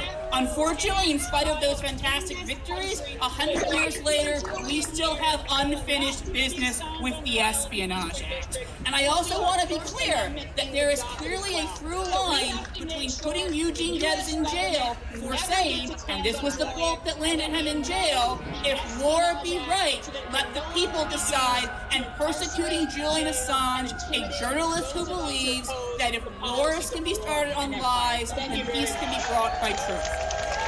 Starting with Daniel Ellsberg, the Espionage Act took on a new purpose, silencing and prosecuting whistleblowers. And the national security state, from as soon as the Pentagon Papers were published, began salivating at the idea of putting away journalists under the Espionage Act. But for decades, that was considered a bridge too far, even by CIA directors and other people who were all willing to use it against whistleblowers. That is until Julian Assange became the first person ever indicted under the Espionage Act for the publishing of truthful information. And we want to make sure he's the last person indicted for publishing truthful information, and that he never stands trial in this country, because if they bring Julian here, it will not just be Assange on trial in the Eastern District, it will be our First Amendment in the docket as well. So we have to make sure the U.S. government... Maybe except for CRISPR Ray, but I'm not sure. So I was trying never gets its hands on Julian, and that we amend the Espionage Act so that it can no longer be used to incarcerate, jail, and intimidate those of us who oppose the policies of war and empire. Thank you very much.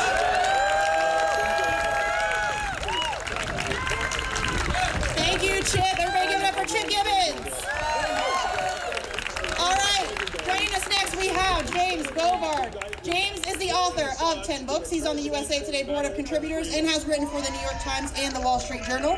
He wrote an article in 2019 in the USA Today calling for awarding Julian Assange with the Presidential Medal of Freedom instead of federal indictment. So everybody please welcome James Bovard.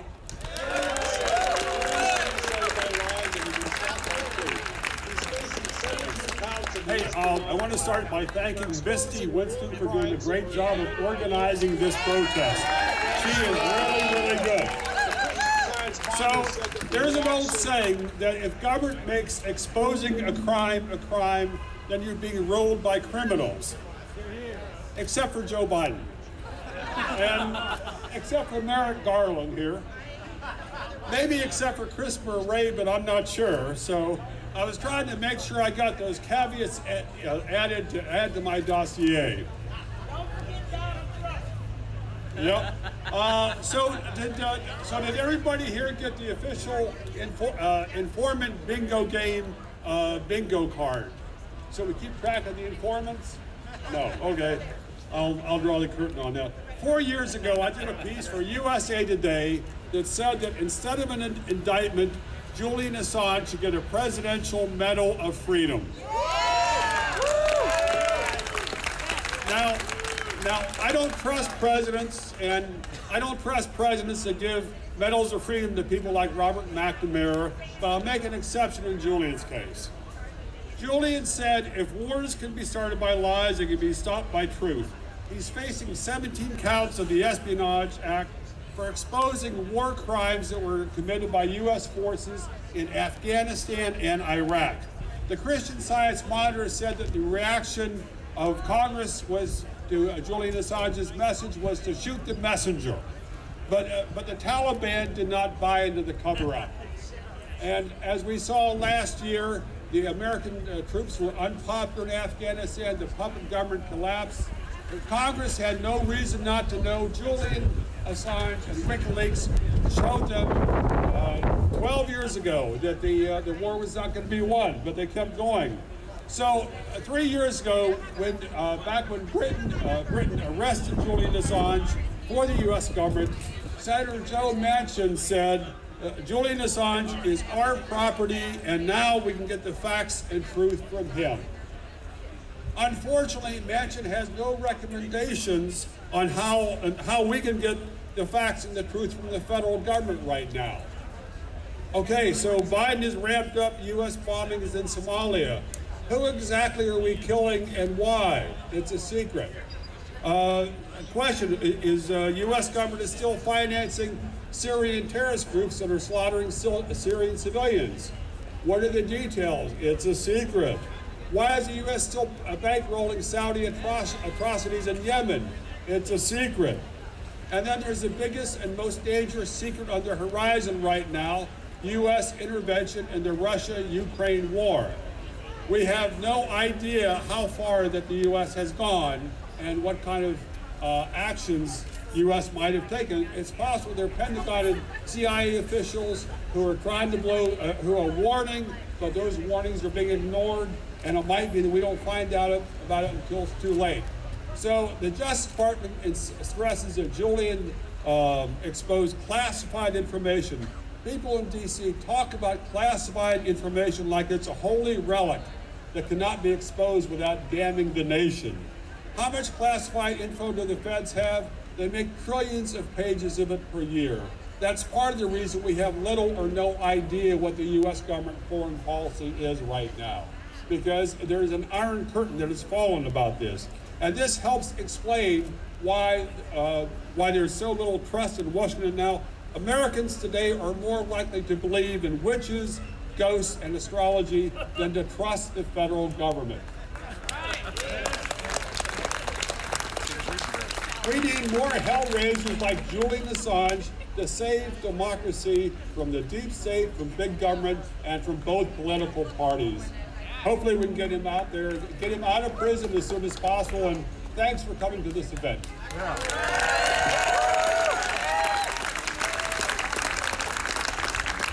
Thank you, Mr. Bovard. All right. Next, we know him as a political analyst and progressive radio talk show host. Garland Nixon has served on the board of the ACLU National Board and appeared on multiple TV and radio programs, and my favorite one to watch on Rockfin. Please welcome Garland Nixon. Hello, hello. And a special hello to my favorite person who's here, Medea Benjamin. Love Medea Benjamin. Yay, that's it for Medea. So, I didn't really have a plan, but on the way over here, a friend of mine, I was talking to a friend of mine on the phone, and I was getting, why are you doing that? The empire's too powerful, you're not going to get anywhere, blah, blah, blah. And I thought about this very short story. It's a good story. I made it up. So there's a guy at the dock. He's standing on the dock, and he's pushing against this aircraft carrier. And somebody walks up to him, and they're like, what are you doing that for? You're wasting your time. You will never move that aircraft carrier. And he says, well, it's a hobby. It's just what I do. I'm a pusher of aircraft carriers. I do it because I enjoy doing it. Whether it moves or not, I'm going to keep doing it. Here's my point, because a special hello also to the people, those who are in the national security, enforcement agencies who are here. You know who you are. I just want to say hi and thanks for helping build up the crowd a little bit. But my point is this. When it comes to this, don't get frustrated. That's what we have to be when it comes to activism. I want to be the person to say to everyone, you don't know if it's going to work, if it's not going to work. Don't be the angry activist. Enjoy your activism. Do it because it's who you are and it's what you do. As a black person, I always think back like to W.E.B. Du Bois, to people in 1900 and 1910 who had no chance that in their lifetime they would achieve what they wanted, but they did it because it was who they are. So to those in the national security state who are here trying to figure a way that they can turn down the volume on this thing, it's not going to happen. We're going to continue to do this. We're going to stand for Julian Assange because it's who we are, it's what we do, and we're not going to stop, and we're going to enjoy the fight. Thank you.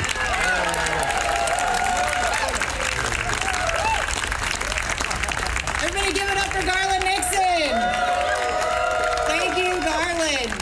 Okay, I'm personally pretty pumped about being able to introduce our next speaker. She, I think, came from the womb and was immediately in the streets. She is a minister, a Black Panther.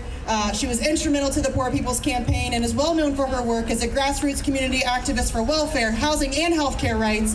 Everybody, please give it up for the legend herself, Reverend Annie Chambers.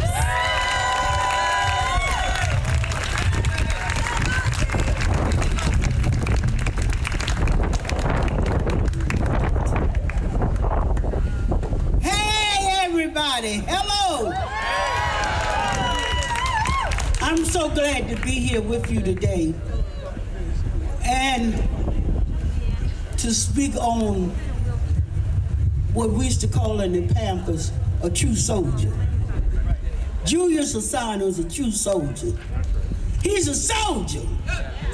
See, everybody put on a uniform ain't a soldier, but he's told the truth. And he's been prosecuted for the truth. He's been prosecuted. And doing this, when I, was about to speak, know I was coming, I had to pray. My prayers, because I've been praying for him ever since they incarcerated him. Along with a lot of other of us, he's incarcerated unjustly. But look where we are. We're in America. A country that was stolen on lies. A country where people with class, as I was explaining to some of my colleagues and one of my sons and my husband coming over here, when they talk of what they call class. Class is money. That's all it is. So, we're in a country that thrives on greed and the viciousness. And when he told the truth about us going other countries, oppressing other people, stealing wealth from other people in other countries, he had to be stopped. That's what they think they can do. But I prayed on this, as I said, and I asked God to give me some clarity. As a minister and a woman of God, because I haven't always been. I haven't always been. But he gives me good clarity. And I picked up the Bible and I seen Paul and Silas, and I read about them. They refused to bear down. They refused to bear down. Julius refused to bear down. He's not bearing down.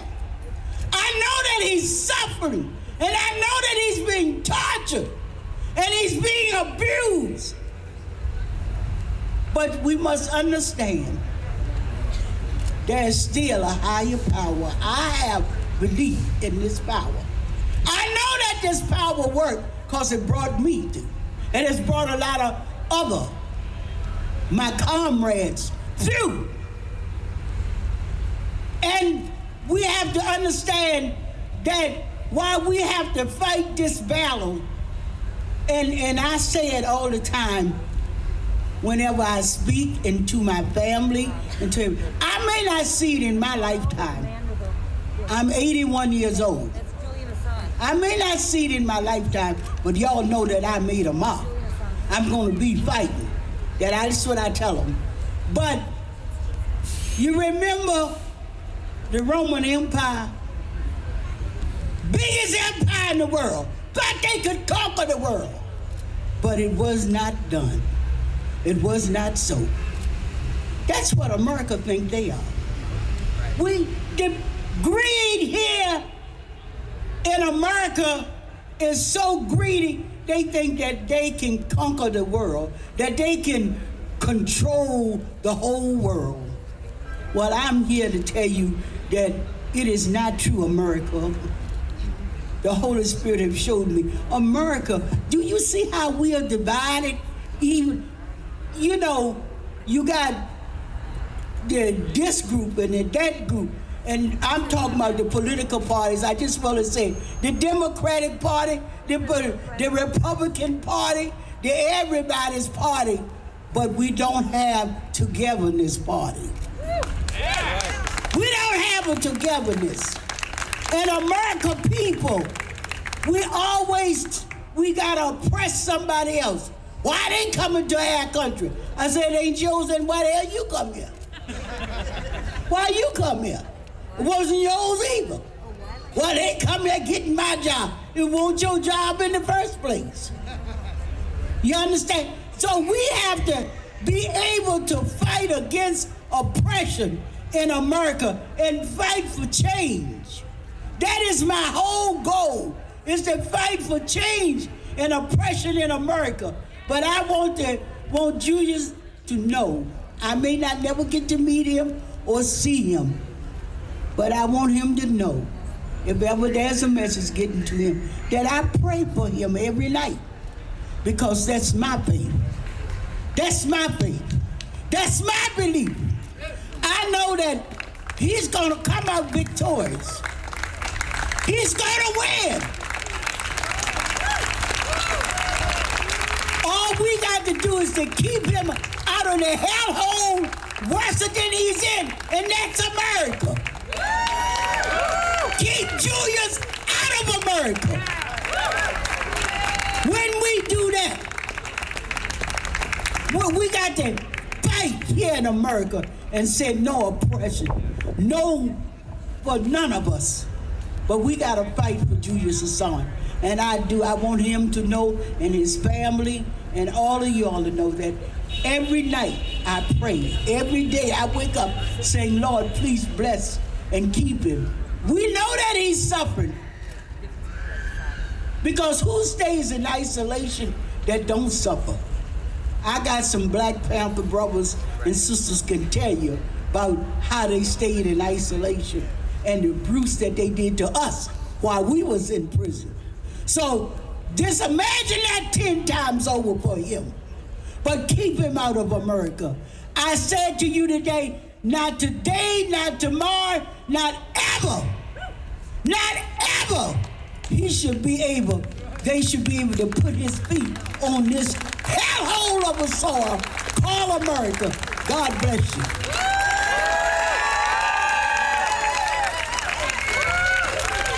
Thank you so much, Reverend Annie. That was amazing. We are so with you. Next, I'd like to introduce Spike Cohen, Libertarian candidate for VP in 2020. He has been outspoken voice for freeing Julian Assange and defending independent journalism. Spike, please make your way. Thank you. Thank you all for being here. I'd also like to give a quick shout out to the corporate media who didn't send a single outlet to cover the fact that there are hundreds of people from across the country of every walk of life across the entire political spectrum, all here calling for the same thing, to free Julian Assange.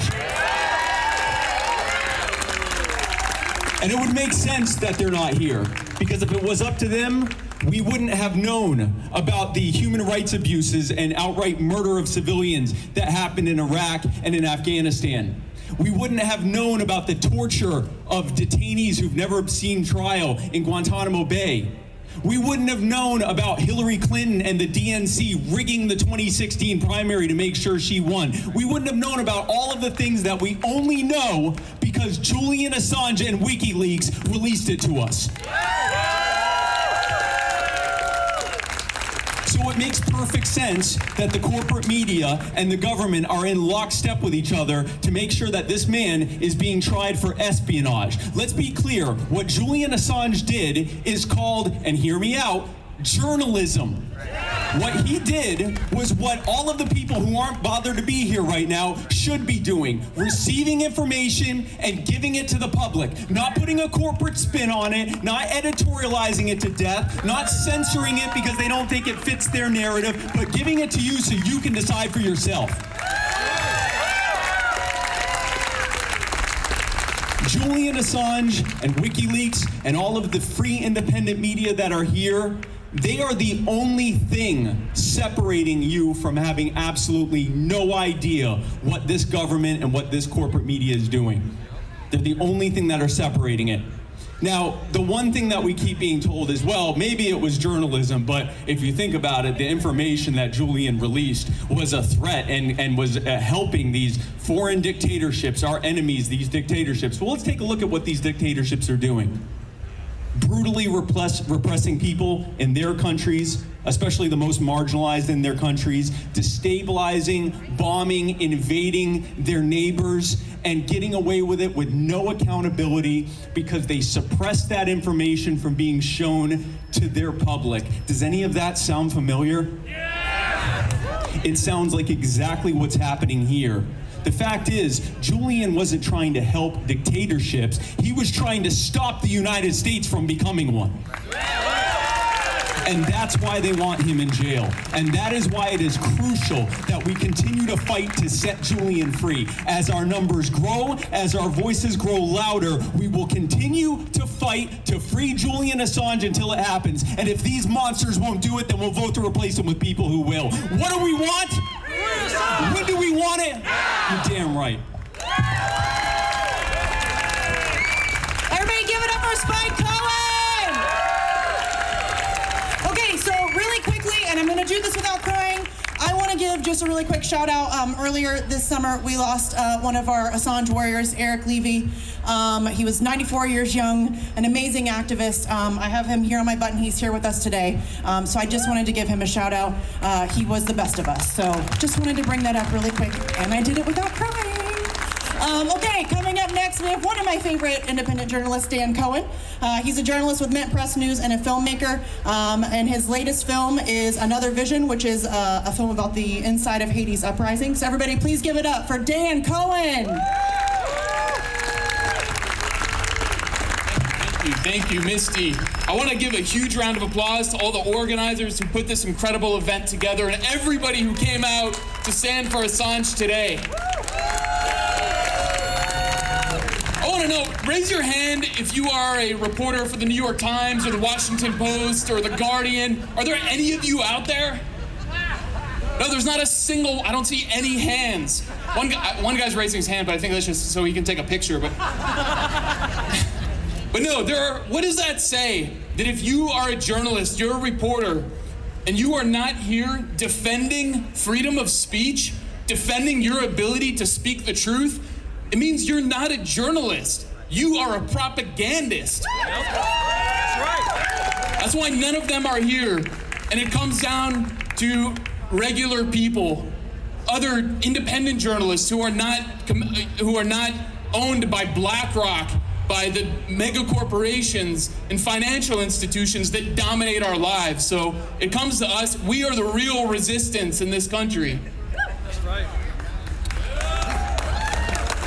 Yes, exactly. We need to make our voices heard here in the belly of the beast. I mean, think about the importance of Julian Assange, the importance of WikiLeaks in this moment as we are on the press. Assange say about war that every war begins with a lie. And so truth can bring peace. And so let's imagine if we had Cablegate, the massive trove of diplomatic cables that were leaked by WikiLeaks, if we had that right now, what would we know about, let's say, the assassination of Daria Dugina, and the U.S. role in that? The U.S. says, oh, we don't know anything about that. We don't know anything about that. But you can imagine what's being said in classified documents. What would we know? What would those documents reveal about the bombing of the Crimea Bridge overnight, that the U.S. doesn't know anything about it. Just it's, you know, the SBU, the Ukrainian intelligence services, are essentially an extension of the CIA, but we don't know anything about it. What would we learn about the assassination of Haitian President Jovenel Moïse last year? That the U.S. You know, we don't know anything about that either, even though they sealed the indictment, essentially what a former DEA chief called telegraphing CIA involvement in the assassination. So the reason they're punishing Julian Assange is not because of what he did as one person. It's because he represents the truth that he and WikiLeaks bring to the people, represents a threat to the most violent and dangerous empire in the history of the world.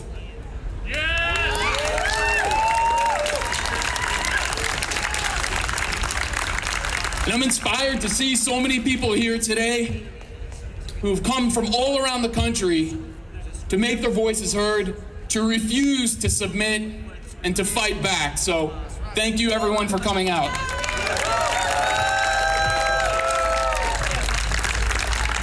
Give it up for Dan Cohen, and go check out his movies too. Next, I'm going to introduce Bethany DuPont. Please make your way to the podium. She is the author and director of Haiti Liberté, the largest Haitian weekly that is published. We are very welcome to have you.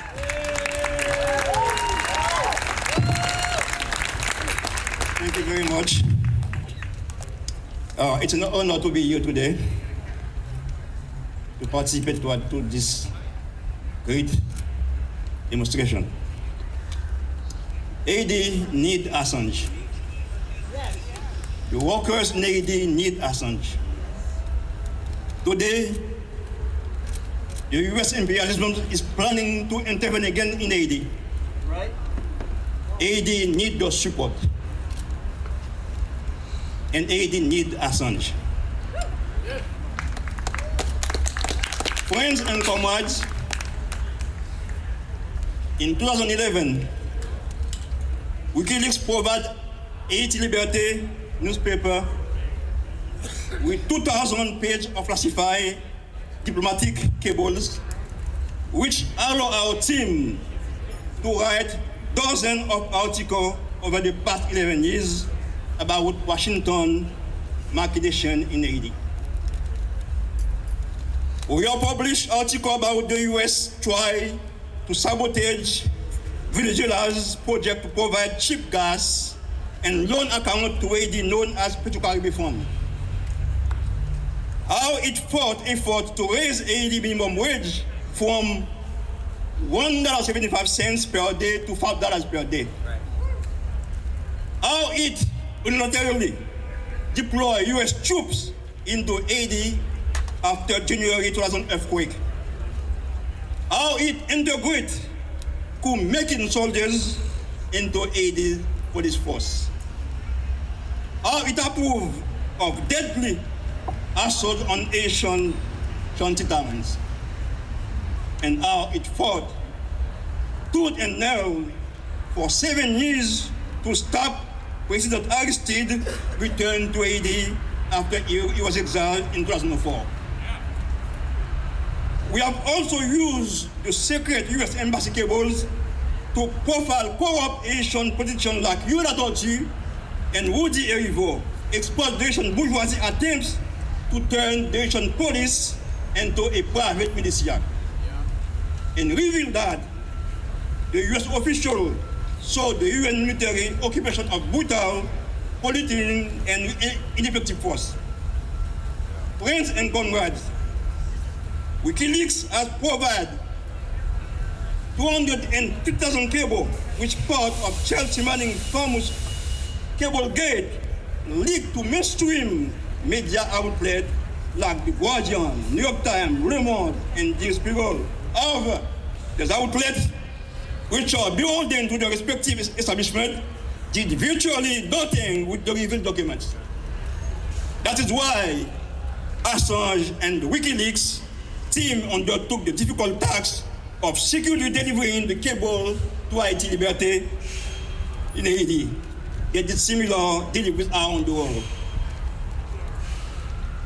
It is for this valiant effort to disseminate truth and transparency to the world that Assange is now being held in virtually tortured and Belmarsh prison. It is one of the greatest travesty of justice in our lifetime. The fate of press freedom is in our hands. Let us use all our force to demand work for the release of Assange from the clutches of the U.S. Anglo-Saxon Axis, which now all our tournaments him in jail cell for the crime of simply publishing indisputable facts which the public needs to know. We at Haiti Liberté are proud to have been one of the WikiLeaks original partners in publishing the truth about Washington crime and mischief worldwide. In this way, WikiLeaks has played an historic role in contributing to Haiti's national liberation struggle, as they have done in other countries. Free Assange. Long live WikiLeaks. Thank you very much. Thank you, thank you, thank you. Beautiful speech. Okay, very excited.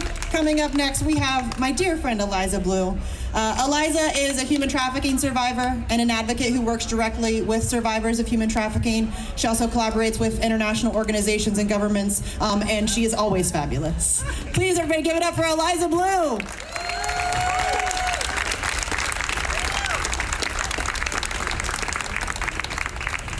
Hi, everyone. My name is Eliza. I'm a survivor advocate for those affected by human trafficking. First and foremost, thank you so much to everybody that's made this beautiful event possible. Thank you. Thank you to everyone that has attended today. No thank you to the corporate press because they're not here. You're probably thinking to yourself, what on earth is a female survivor of human trafficking doing here and not over at the Women's March? See, that would, I guess to a logical mind, that would seem like it would make more sense. But the truth is, without a free press, we will have no one to cover women's issues. We will have no one to cover survivors' issues. That's why I'm here today. That's why I'm here today to advocate for the freedom of Julian Assange. See, when I made the decision to advocate for others' freedom, I didn't want to stop with survivors of human trafficking, or even just my own freedom. I want to advocate for all those who need to be free. Julian Assange is one of those people. But if we don't advocate for Julian Assange now, it will inevitably affect all of our freedom, especially press freedom. When it comes to survivors of human trafficking, we need an opportunity to speak out to a free press. We need whistleblower protection, and we definitely need free speech. We just do. Survivors need it. That's why I'm here today. Yeah. I couldn't look my fellow survivors in the face, the survivors that are gonna walk after me. I couldn't look them in the face and say I did everything that I could do to serve them and know that I did not advocate for Julian Assange when it mattered. This is the beginning, but I'm telling you, it's coming for all of us. It's coming for all of us. We have to fight for our freedom. We have to fight for our right to speak freely. Thank God I'm an American. Oh, woo! It's all we got left. It's all we got left. Are you ready to fight for it? I am. I have a message for the ruling class, the global elites, the CIA, the FBI. Be a hero, quit your job, become a whistleblower. Yeah. But if you do not, I'm hyped today. If you do not, you can tell I get hyped when I walk around. If you do not, if it's a choice between free speech and the United States government, trust and know One's gotta go. If one has to go, it ain't gonna be free speech. I can bet you on that. I can bet you on that one. Yeah. We aren't gonna lose our free speech. I think I get so passionate about freedom because I know what it's like to lose it. And once you lose it and get it back, you don't ever want to lose it again. Yeah. It's really hard to get it back. I was thinking yesterday, and I wasn't going to add this in originally, but I know there's a lot of folks here that have been fighting this fight for a very long time. There are a lot of people that have been fighting for Assange for a very long time. Anyone that's been keeping up with what's been going on, there's been things going on, worldwide today, which have been really incredible to watch. And I had a message for you. As a survivor advocate, the days get long. You grow weary, you get tired, you get worn out.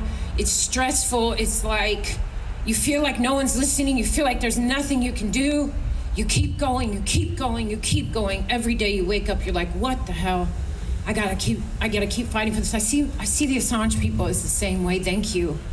And then on top of all of it, you'll have like Karen 9730065 on Twitter tell you, oh, Julian Assange wasn't, he's not a journalist. Yeah, right. Keep going. Please keep going. Because not only are you fighting for Assange, you're fighting for yourself, you're fighting for me, and you're fighting for survivors of human trafficking, some of our world's most vulnerable who need to have a free press and free speech. Thank you so much for letting me come today. Thank you so much for letting me speak. And thank you all for being here so much.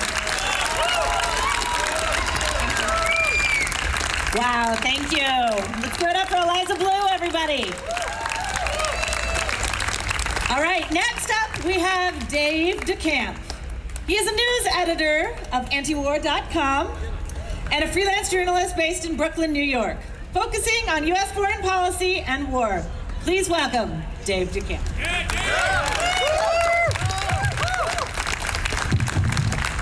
First, I just want to thank all the organizers for putting this together. It's great to see so many people out here for Assange, and so much work has to go into this. And so, when I'm talking to you today, we appear to be on the brink of nuclear war. And I don't like to be an alarmist, but as Dan Cohen mentioned, the President of the United States did just say that the other day. We're facing nuclear Armageddon, the highest chance since the Cuban Missile Crisis. We have to ask ourselves, how did we get here? How did we get to this point and forget the lessons of the Cold War? Well, a few things happened, including giving up on the peace dividend after the collapse of the Soviet Union. Using the unipolar moment to pick on and destroy smaller countries, responding to 9/11 by killing millions of people that had nothing to do with it. They made an enemy out of Russia when there was absolutely no reason to do so. And that's not me, that's George Kennan who said that. Now we're seeing a similar situation unfold with China, making war over Taiwan more likely. Instead of dismantling their nuclear weapons, they tore up arms control treaties and created a plan to spend $1.5 trillion to modernize the nuclear triad. And they have to justify that somehow. So how could we let this happen? And the reason why is because we don't have more people like Julian Assange. And for exposing the truth and the deep-seated corruption that led us to this point, he's been vilified and tortured and kept away from his family. And why did they do that? Again, if there were more WikiLeaks and more people like Assange, we could find out the truth of what's going on, as Dan Cohen mentioned, with the war in Ukraine. There's strong evidence that the Biden administration wanted to prolong this war, that they sent Boris Johnson over there in April to kill a peace deal. But we don't know for sure. What we need right now is a WikiLeaks-style cable email dump to see what they've been saying to each other. Because that is going to reveal that they don't care about Ukrainians. They don't care about democracy or whatever they say. They want to weaken Russia, and they want to line the pockets of Lloyd Austin's buddies at Raytheon. That's what this is all about. So this is why we need more people like Julian Assange. And let me be absolutely clear, Julian Assange is a journalist. He has done no crimes, he has only exposed them. And the reason why this is so important, if he is prosecuted under the Espionage Act, which was passed during World War I to crush dissent. It will set the most dangerous precedent. Anybody who calls himself a journalist or any kind of media, or even if you just put information out into the world, this could set a precedent that if you publish something, tell somebody something that the government doesn't like, they could put you away for life. So that's why I'm here today, because this is not just about the First Amendment. This is a freedom issue. This is about liberty, what little liberty we have left. So for peace and our time, we need our government, the U.S. empire, to free Julian Assange. And that's what we should all be screaming from the rooftops. But instead, there's no mainstream journalists here. So it's up to us to get the word out to everybody. Thank you. Free Assange. Everybody give it up for Dave DeCamp. Okay, really quick housekeeping note. If you are in independent media, because, you know, corporate media is not here, but if you are in independent media, first of all, thank you for showing up. Second of all, if you would like an interview with any of our speakers and they're available, we have a tent set up right down there.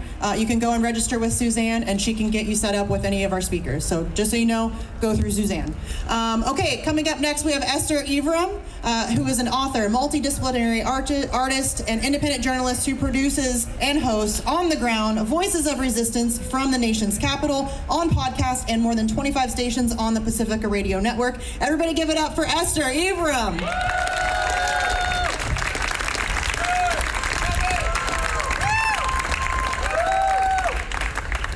Iverum.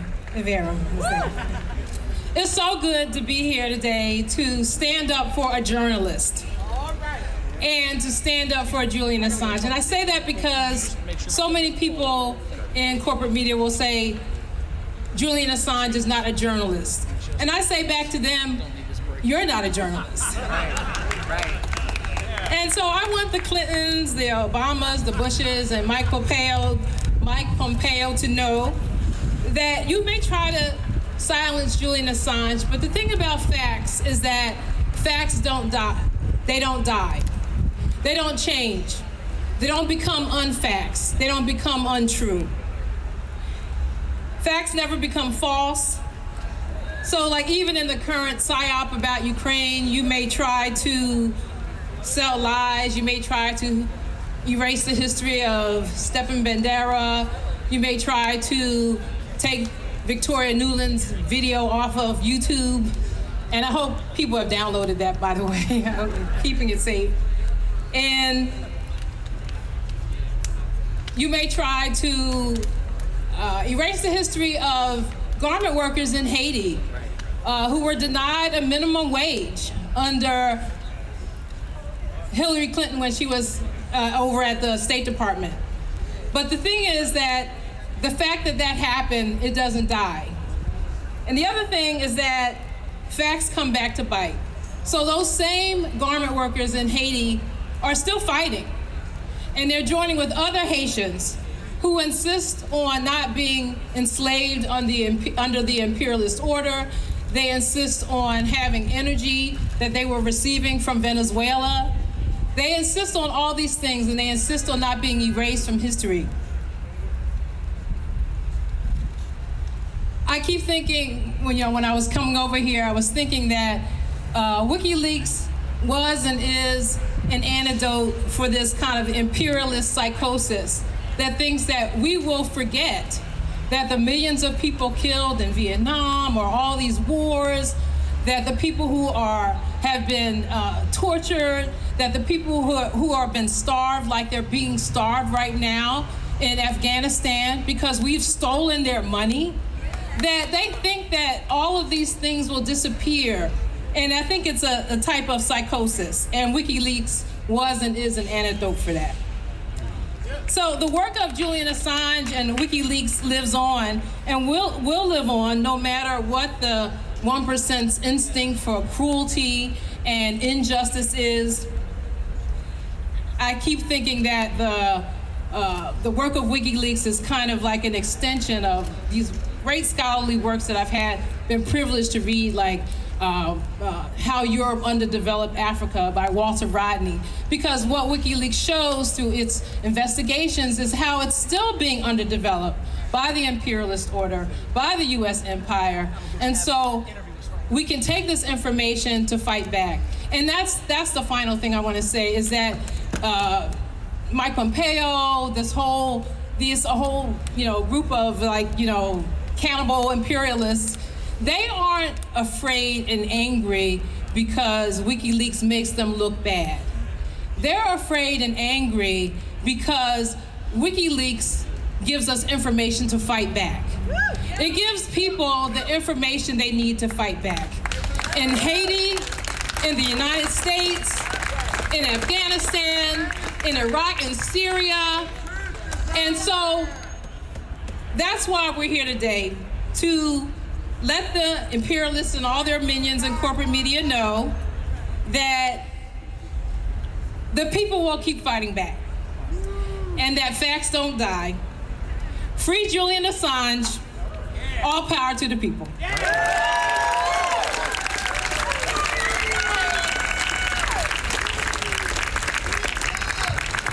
Free Assange, everybody. Thank you so much. Let's give it up for Esther Ibram. Ibram! I knew that. Oh, all right. Well, next, I am very, very excited to have a wonderful musical treat with our friend Lucy and Chicana. And you have some friends with you? Actually, they are still working. They're still working. Paying the rent. That figures. Everybody's got to pay the rent. Okay. Well, without further ado, I'm going to turn it over to you because I hear you have some fun for us.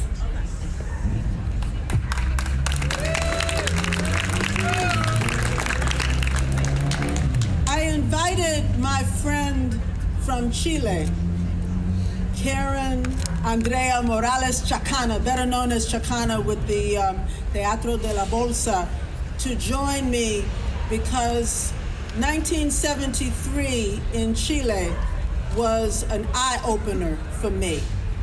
I said, wow, these people will do the same thing to white people that they've been doing to black people in this country. And so we are members of the Black Workers Center Chorus. And our job is not for you to listen to us, but to get you to sing with us. And we do it in at least English and Spanish. So can everybody say Libera? Libera. Assange. Assange. No nos moverán. No nos moverán. Oh, y'all look good. Libera Assange. No nos moverán. Libera Assange. No nos moverán como un árbol firme, firme junto al río. No nos moverán. Freedom for Assange. Freedom for Assange. We shall not be moved. Freedom for Assange. We shall not be moved. Just like a tree that's planted by the water. We shall not be. Libera Assange. Libera Assange. No nos moverán. Libera Assange. No nos moverán como un árbol firme, firme junto al río. No nos moverán.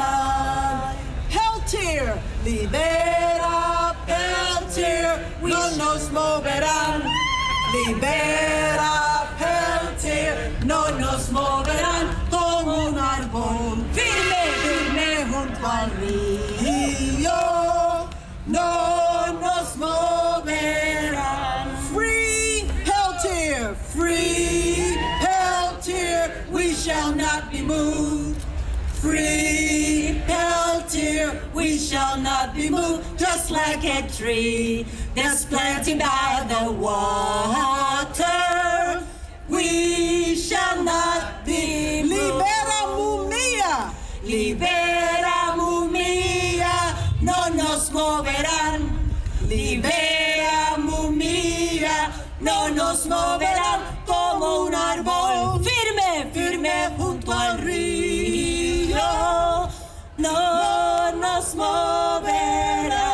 Free Assange, free Assange, we shall not be moved. Free Assange, we shall not be moved, just like a tree that's planted by the water. We shall not be moved. Just like a tree, just like a tree that's planted by the water. We shall not be moved. Thank you. Thank you so much. That was beautiful. Lucy's based here in DC, so I hope you all see her often. All right, next up, we have Sabrina Salvati.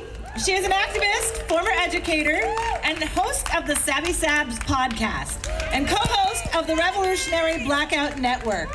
Please give a warm welcome for Sabrina Salvati.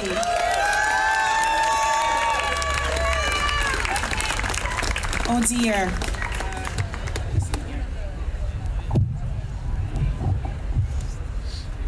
Greetings. I'm a little short here, but here we go.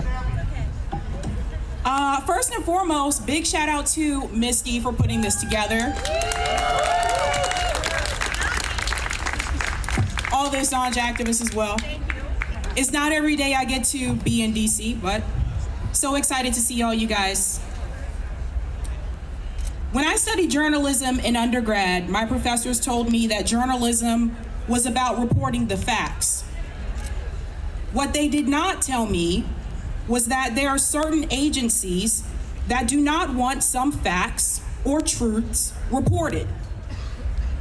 Sometimes that decision lies in the hands of an editor, a publisher, a platform, or the United States government.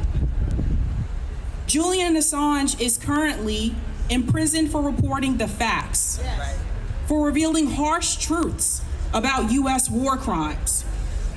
He's being tortured for doing his job. Some government officials, like John Bolton,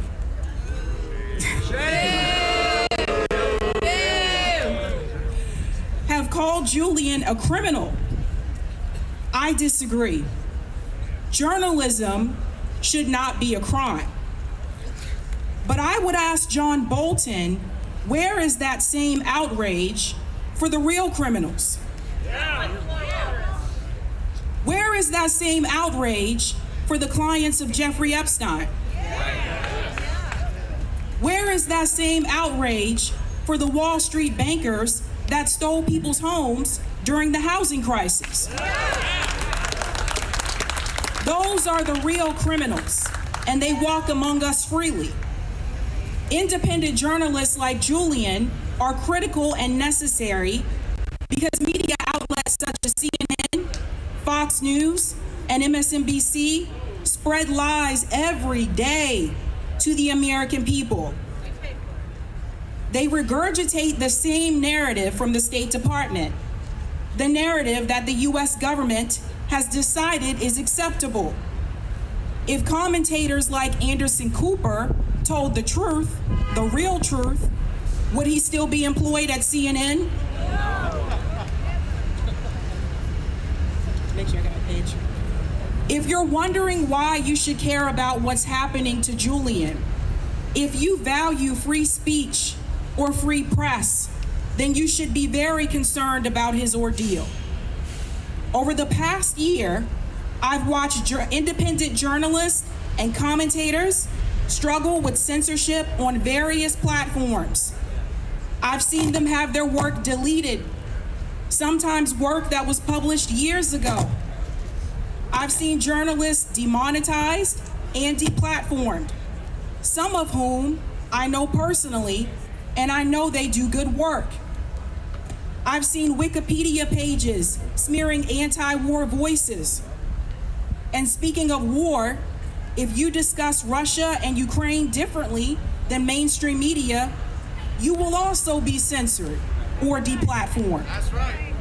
The same goes for Israel and Palestine, Syria, and Yemen.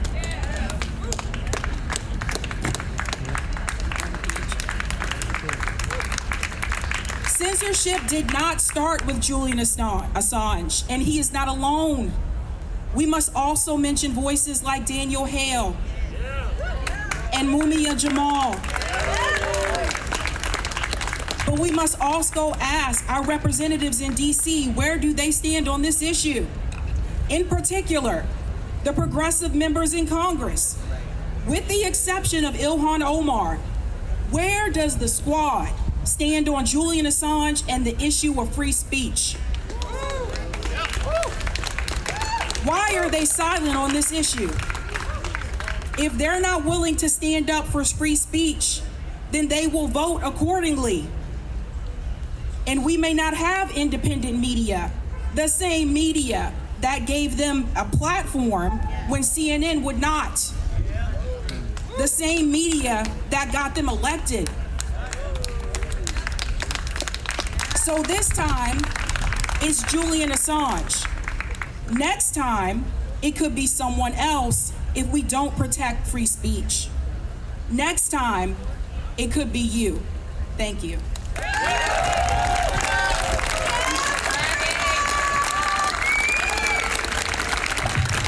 Thank you, Sabrina. Give it up for Sabi Sabs. Amazing independent journalist. Please go support her work. Okay, coming up next we have Scott Ritter, who is a former U.S. Marine Corps intelligence officer, served in the Soviet Union as an inspector implementing the INF treaty, and served as a chief weapons inspector with the UN in Iraq. Currently writes on issues pertaining to international security, military affairs, Russia and the Middle East, as well as arms control and non-proliferation. Everybody give it up for Scott Ritter.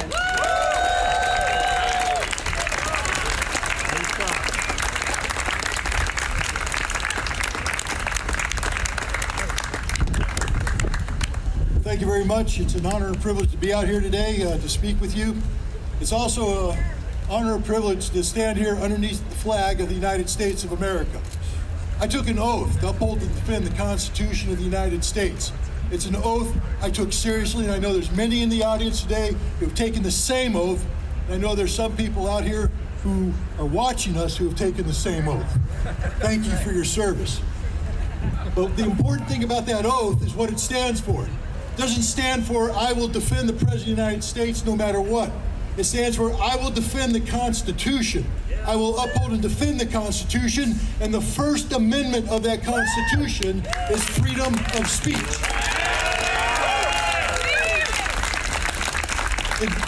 In June of 1971, lawyers from this building argued a case before the United States Supreme Court. That case was the United States versus the New York Times. The Supreme Court came back with a 6-3 opinion in favor of free speech. What they said at the time is that the First Amendment doesn't allow the government to suppress the press, but the press to suppress the government.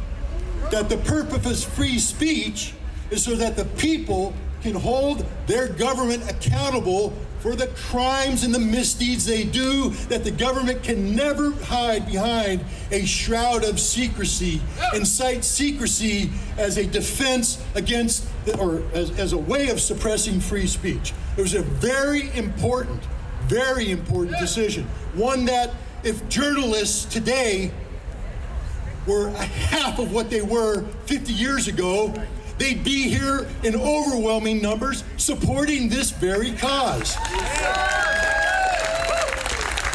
1 month after the Supreme Court passed or voted 6-3 for this opinion, a child was born. His name was Julian Assange. 1971. Here we are today talking about free speech, and we're talking about Julian Assange in the same breath. Because, ladies and gentlemen, he is the face of free speech. He is that which defines the struggle we should all be united in, standing up for our right to say what we want, when we want, to whom we want. Now, unfortunately, Julian Assange may be extradited to our country. I hope it doesn't come to that.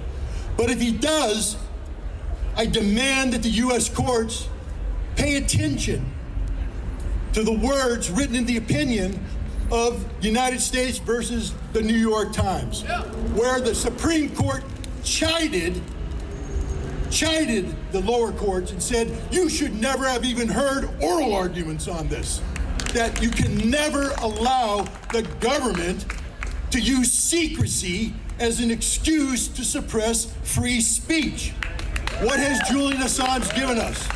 Julian Assange has done nothing more than that which we demand of everybody who claims to be a journalist.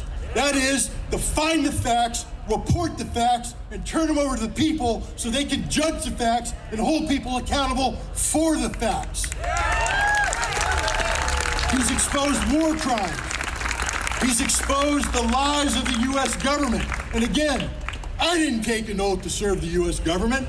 I took an oath to defend the Constitution, embarrass the U.S. government when it needs to be embarrassed, hold our elected representatives accountable for what they do in our name. It's a shame, but I'm proud of it, that a foreigner has to serve as a better example of defending American values than many American journalists. So we gather here under this flag. This flag is supposed to stand for something. I wore this flag proudly on my shoulder when I served in the Marine Corps. But this flag stands for the defense of truth.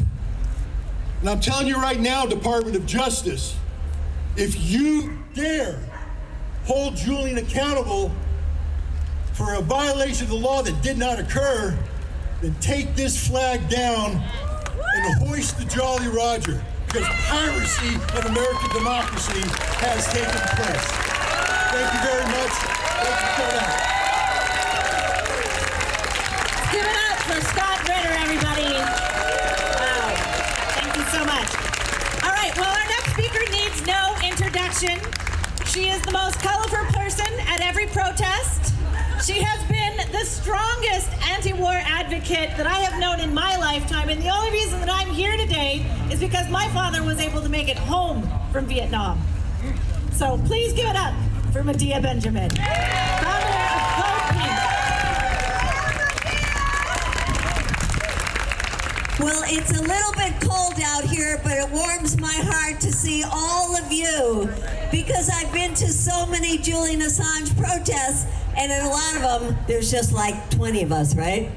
So it's really great. And I don't know, raise your hand if you saw any of the footage that came out from London today. Wasn't that amazing? Amazing. There were so many people. It was so beautiful. So you organizers are extraordinary, because you're bringing together people who normally don't come together. I see people I don't know, and that's really nice. And I also feel like all of these speakers have been so fabulous and brought in so many of the different issues that bring us out here today. And one issue is how many times we are lied to by our own government, over and over and over again. We were lied to for 20 damn years every day about the war in Afghanistan and how victory was around the corner. We were lied to every day for 20 years about the war in Iraq, what the U.S. was doing there, how well we were received by the Iraqis when the statue of Saddam Hussein came down. We were lied to about the invasion of Libya. We were lied to about the U.S. role in Syria. We were lied to about the U.S. role in the coup in Ukraine and what the U.S. is doing right now to try to keep that war going. We are constantly lied to by our government. And that is why truth is so essential to us. The truth. What does that say? I don't even know.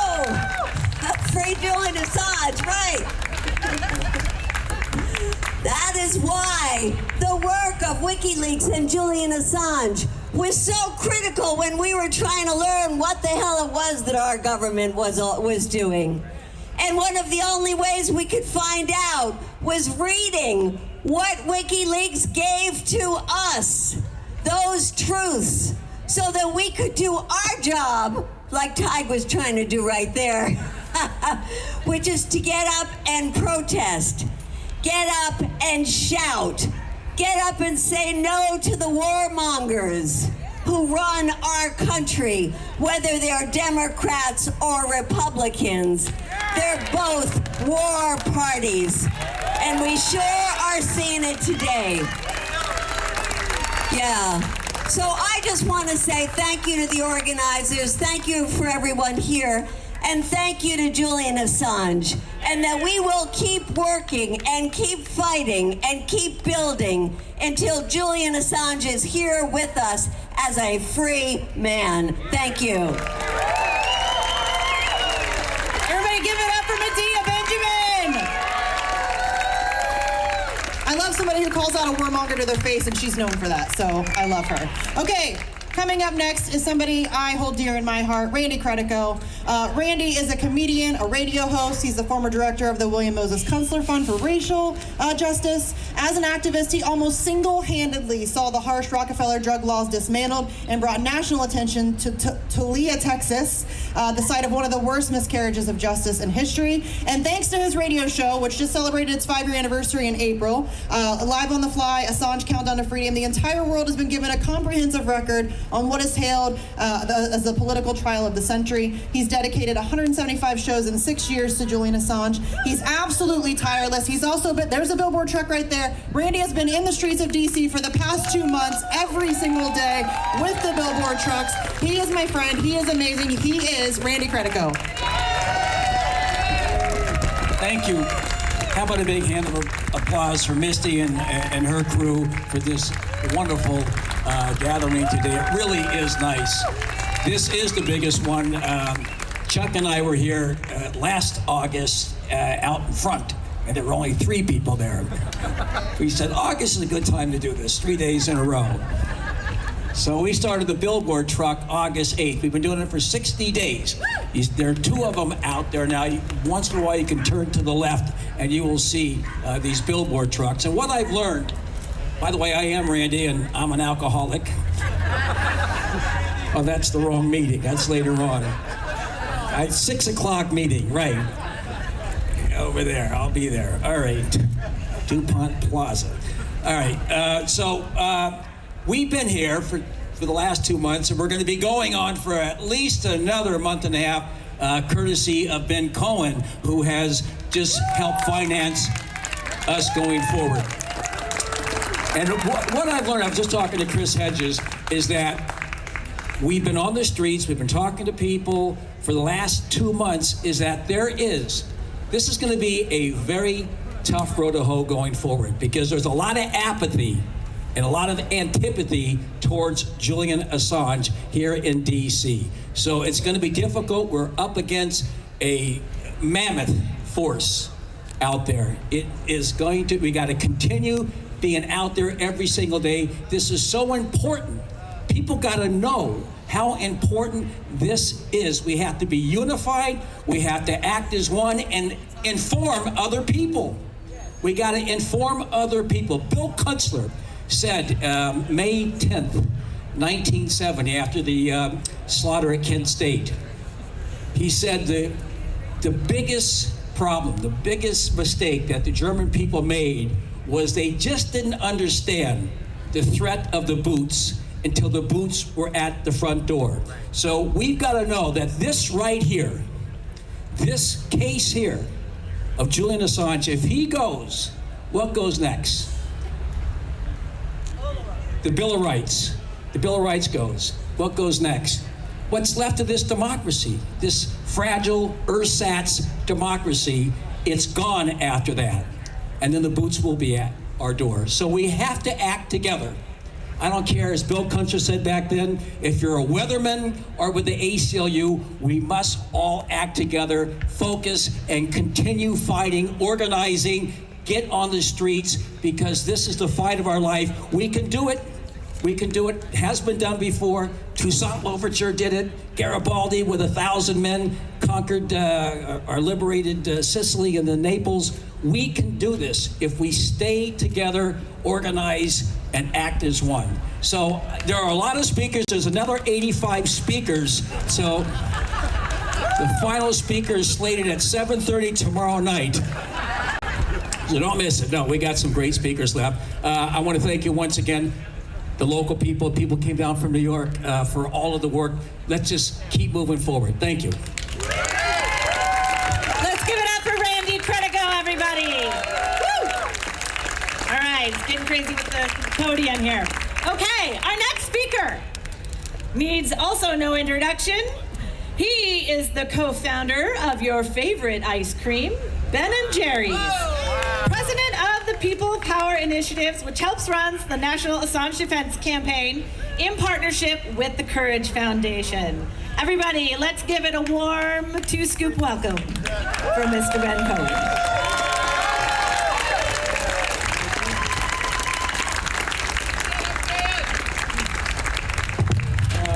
Thank you.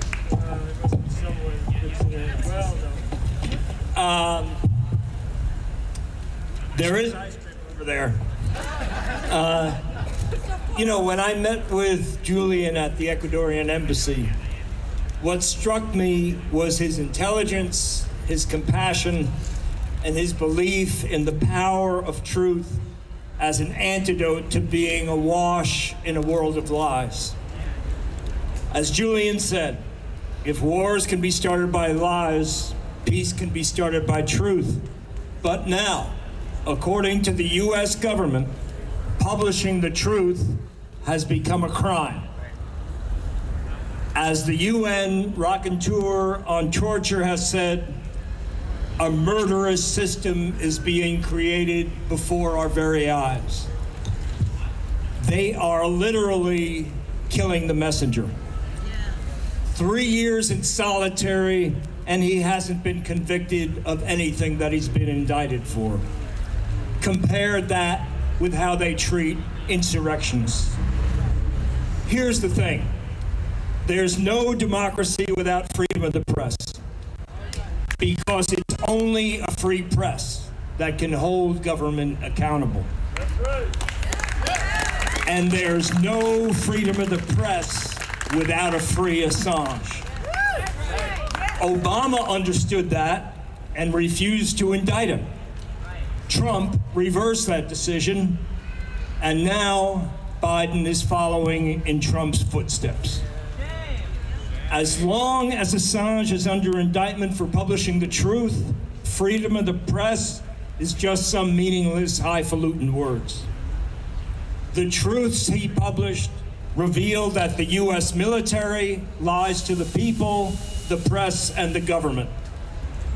The U.S. government permits our military to commit war crimes, and the CIA lies to Congress. None of this can be denied because Assange published the actual source documents. Here's what Biden and the DOJ are really saying by prosecuting Assange. They say, if the U.S. government wants to lie, by God, we're gonna lie. If we want to cover things up, we're gonna cover them up. If we want to hide the truth, we're gonna hide the truth. And we're not gonna let some little pipsqueak publisher get in our way. We will smear his name, we will prosecute him, we will torture him. Let this be a lesson to any journalist, anywhere in the world, who dares to publish truths that we don't want people to know, regardless of whether you're a U.S. citizen or not. We will smite you down. We will use the full power and influence of the United States throughout the world to make your life a living hell. That's the truth. And here's another lie. Speaking on the occasion of World Press Freedom Day, President Biden proclaimed, At least 360 people worldwide are currently imprisoned for their work in journalism. We all stand in solidarity with these journalists. For as Thomas Jefferson wrote in 1786, our liberty depends on the freedom of the press, and that cannot be limited without being lost. Biden failed to mention that one of those imprisoned journalists is Julian Assange. Let's get out there, drop the charges, free Julian. Everybody give it up for Ben Cohen.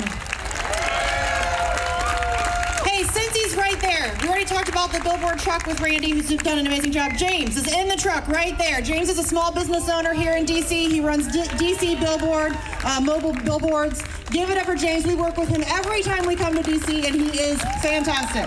So shout out to James. And he's been stuck with Randy for 2 months. I mean, really. All right, coming up next, we have Marsha Coleman Adebayo, who won a historic lawsuit against the EPA, and she ushered in the No Fear bill through Congress, and the No Fear Act was signed into law. She's founder of the No Fear Coalition that fights for increased legislative protections for federal employees. She's the president of the Bethesda African Cemetery Coalition and is leading the fight to preserve and prevent further desecration of that cemetery. Everybody give it up for Marsha Coleman Adebayo.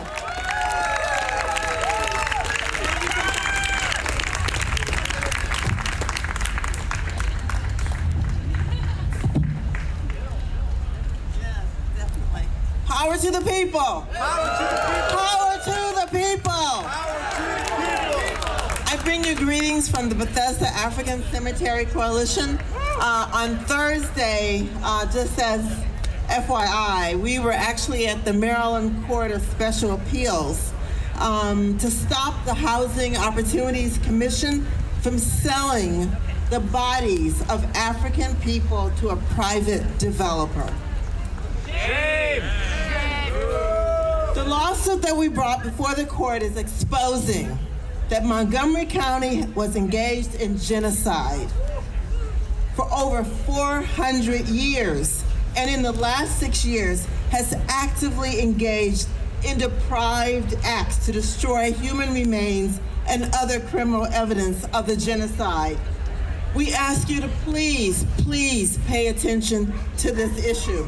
In the next couple of weeks, the Court of Appeal will rule on whether Black bodies can be sold to private or public enterprises without the knowledge of the families or the court. In other words, the court is reconsidering the 1857 Supreme Court decision of Sanford versus Dred Scott. Fundamentally, the court is deciding whether Black people have any rights that whites are bound to respect. But today, I am here as an EPA whistleblower and to stand in solidarity with Julian Assange and other whistleblowers. And I also think it's important for me to amplify the contribution of Black whistleblowers, who to a large extent have been ignored and their contributions forgotten. That's right. As many of you may know, this year marks the 20th anniversary of the No Fear Act. No Fear stands for the Federal Employees Anti-Discrimination and Retaliation Act of 2002. And this law grew out of my lawsuit against the EPA and became the first civil rights and whistleblower law of the 21st century. What a lot of people do not know is how much sacrifice went into the passage of the No Fear Act. It took us about 5 years to pass this whistleblower law, and we also suffered many martyrs in the process. And I would like to amplify the names of Patricia Lawson and Lillian Peasant, very brave whistleblowers. Both of these women were literally taken out by the brutal and violent retaliation at the Environmental Protection Agency. One died at her EPA desk, and the other died on her way to work at the EPA. We also experienced an incarceration. John Grand, an incredible whistleblower, who also was exposed to solitary confinement during his imprisonment, and so many firings that I can't even count, including my own. So as a national security whistleblower, the retaliation is horrific, and you realize that your life and that of your family is in danger all the time. Whistleblowing is not for the faint of heart. So I salute my fellow whistleblower, Julian Assange, and thank the organizers of this rally for bringing us all together. It takes ground troops and militant and consistent public actions to stop the United States government's relentless and violent attacks on this courageous man. But there is no doubt that Julian has been used to create the chilling effect throughout the world, a warning against anyone considering blowing the whistle. His bravery has been met with the most brutal and vile retaliation by the United States government. Every whistleblower knows that they could have suffered the same fate. So I'd like to end by quoting my friend and mentor, Noam Chomsky, about Julian Assange. Noam wrote, "He has been subjected to years of torture, false charges, now the threat of extradition, in which he will face a possible lifetime of imprisonment, and the press is not coming to his defense, with few exceptions. It's the voices in the street which can end this tragedy of the Assange torture and prosecution, like everything else. Like the Civil Rights Movement, like the Social Democratic Initiative in the 1930s, the New Deal measures, like the anti-war movement, like the women's movement. Everything is always the same answer. It's the street. It's the street. And it's the activism of individuals coming together, working against often very severe odds, but for a cause that is obligatory. In the current case, necessary for survival. In Assange's case, necessary to save an individual from unspeakable torture for the crime of performing the most honorable work of a journalist.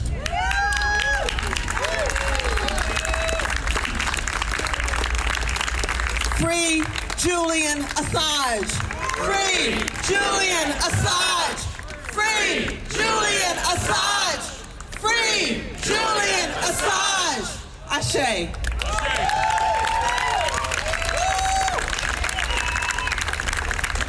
Thank you so much, Martha. As somebody who has been to the EPA many, many, many times, they don't care or listen to us. And we know that our three-letter agencies are corrupt. So thank you so much for your sacrifices. I can't say it enough. Next, I would like to introduce Matthew Ho. He is a disabled Marine combat veteran.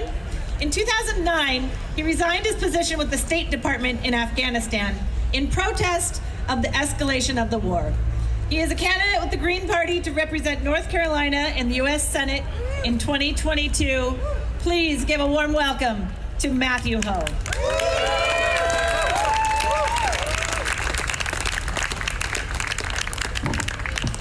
Thank you, and thank you for the organizers of this. Thank you for all of you who've come out here. This is, Medea had said, it's good for the heart. This is good for the soul. I would like to first start by asking if we take a moment for Julian, his family, and all those we have killed in war, who, if not for Julian and WikiLeaks, they would have been murdered without name or voice. So if we could take a moment, please, for them.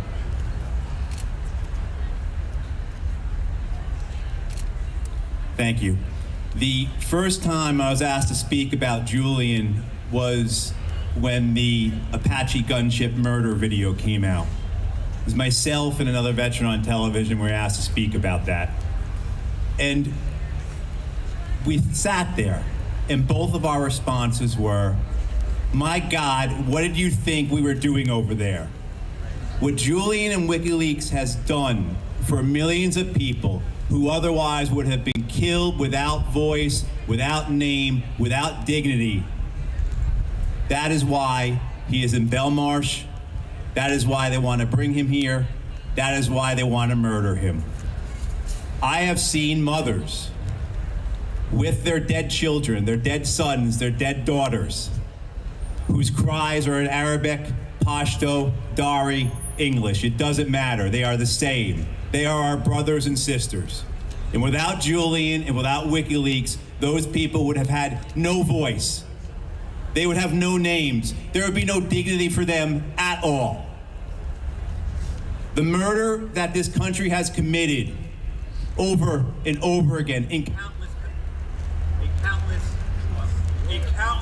cities, in countless villages across the globe has continued for decades. And without Julian, without WikiLeaks, those men and women and their families would have been lost to history. So thank you.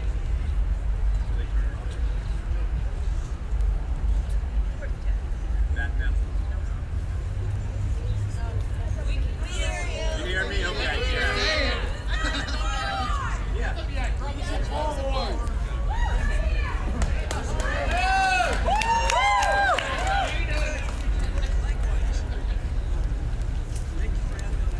What has occurred to those people in countless countries, unnameable cities and villages, millions who have been devastated, brought down, put into the dirt by the American war machine. Without WikiLeaks, without Julian, they would be unknown. We can never forget them. We will never forget them. We will never let that go, this murder go, without accountability. Just as everyone here today is not letting the prosecution and the persecution of Julian go. I want to thank everyone who is here. Thank everyone for what they're doing. This will not end. And if they dare bring Julian here to the United States, we will meet him and we will meet them and we will set him free. Free Julian Assange. Free Julian Assange.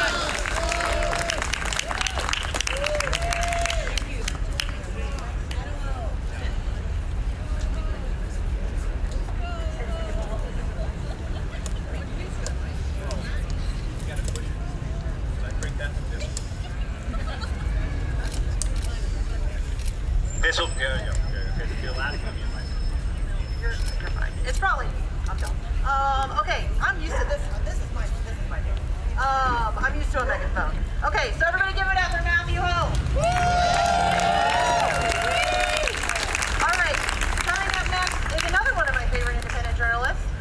He's an author, a journalist, currently the editor-in-chief of Consortium News. If you know me, you know I'm really hard on media in terms of covering Julian Assange. Consortium News is like the only outlet who covers it enough.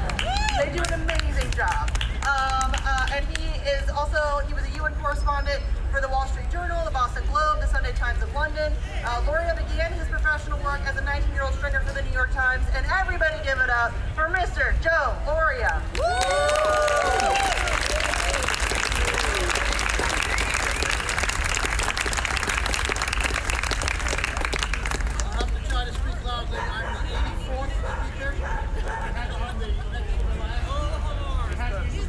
Give him the horn.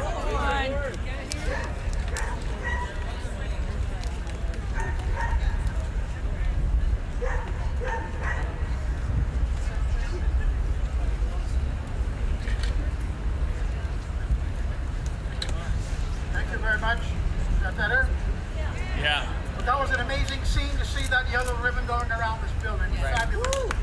Thank everybody for being here. I thank all the organizers from the people who brought the coffee, to Misty, to Raw Media for providing a live stream free, and to these incredibly strong people who've been standing here holding this sign, chucking everybody. Yeah. Okay, I have a very brief letter that I've written to Merrick Garland, the Attorney General of the United States.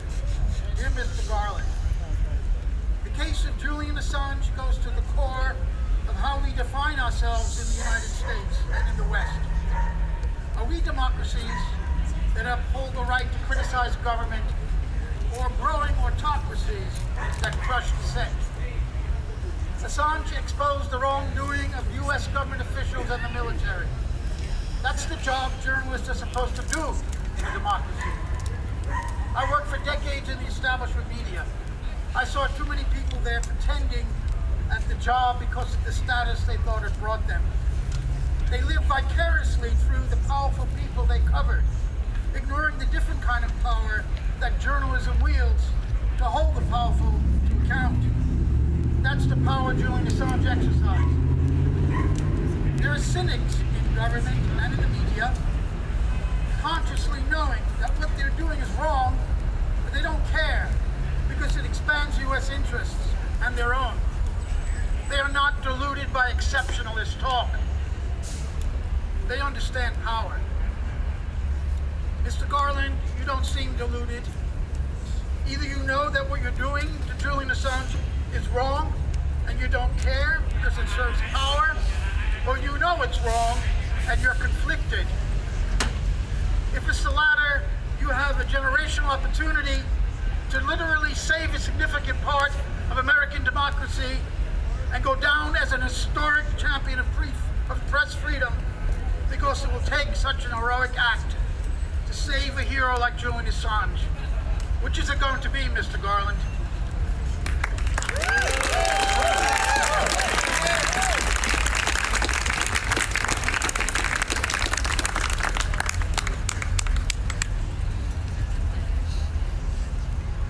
All right, how's everybody doing out there? You know, we are most comfortable with the microphone in our hands and being loud and in the streets. And so I hope all of you that are here today can get out more often, because a few of us is not enough. We need all of us in the streets. Yes. So I would like to introduce our next speaker, John Kiriakou. Yeah. He's a journalist, author, former intelligence officer. He has worked as an analyst and case officer with the CIA. After leaving the CIA, he revealed on ABC News that waterboarding, a method of torture, was used in intense surveillance, and the U.S. government persecuted him. He was the sixth whistleblower to be indicted by the Obama administration under the Espionage Act, a law meant to punish spies, not whistleblowers. Please give a warm welcome for John Kiriakou.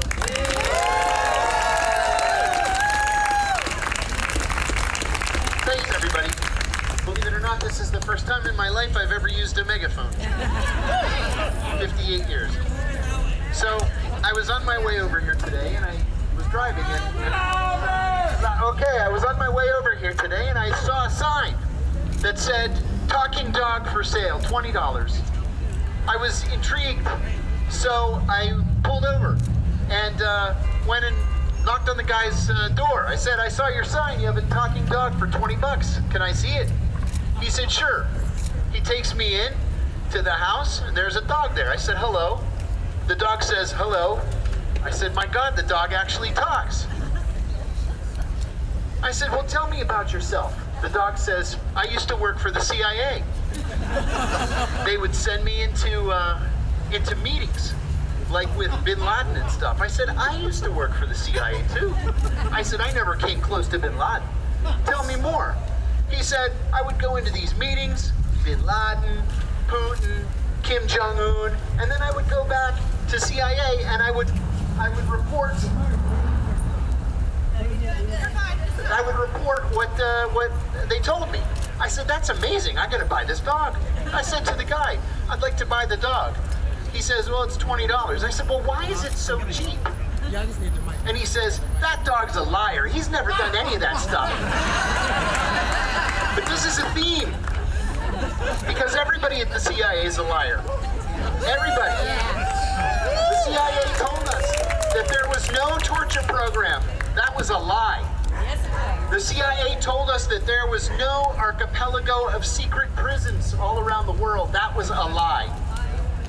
They told us that there was no international rendition kidnapping program where we go overseas and just snatch people off the streets or out of their homes. That was a lie.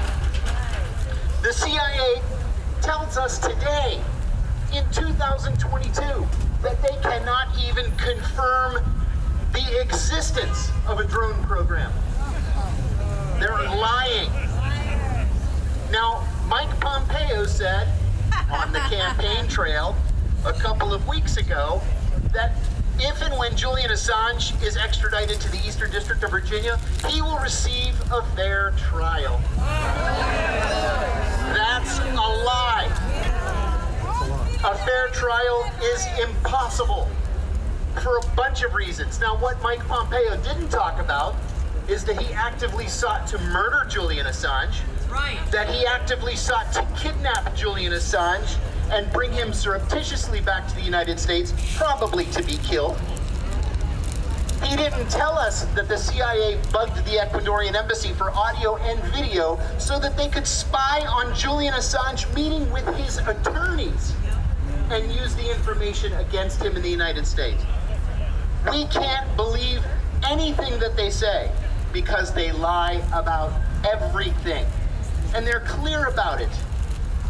Again, Mike Pompeo was happy to go on TV and with a chuckle said, "We lie, we steal, we cheat." Isn't it great to be an American? So it's up to us to be there for Julian Assange. God forbid that he is indeed extradited to the United States. A crowd like this has to be in front of that courthouse in Alexandria, Virginia. We have to be there every day doing our part. Thank you all for coming. I'm so happy to see so many friends and new friends. Hello and welcome to the FBI agents in the crowd today. Maybe you'll learn something from us, but we hope to see you there.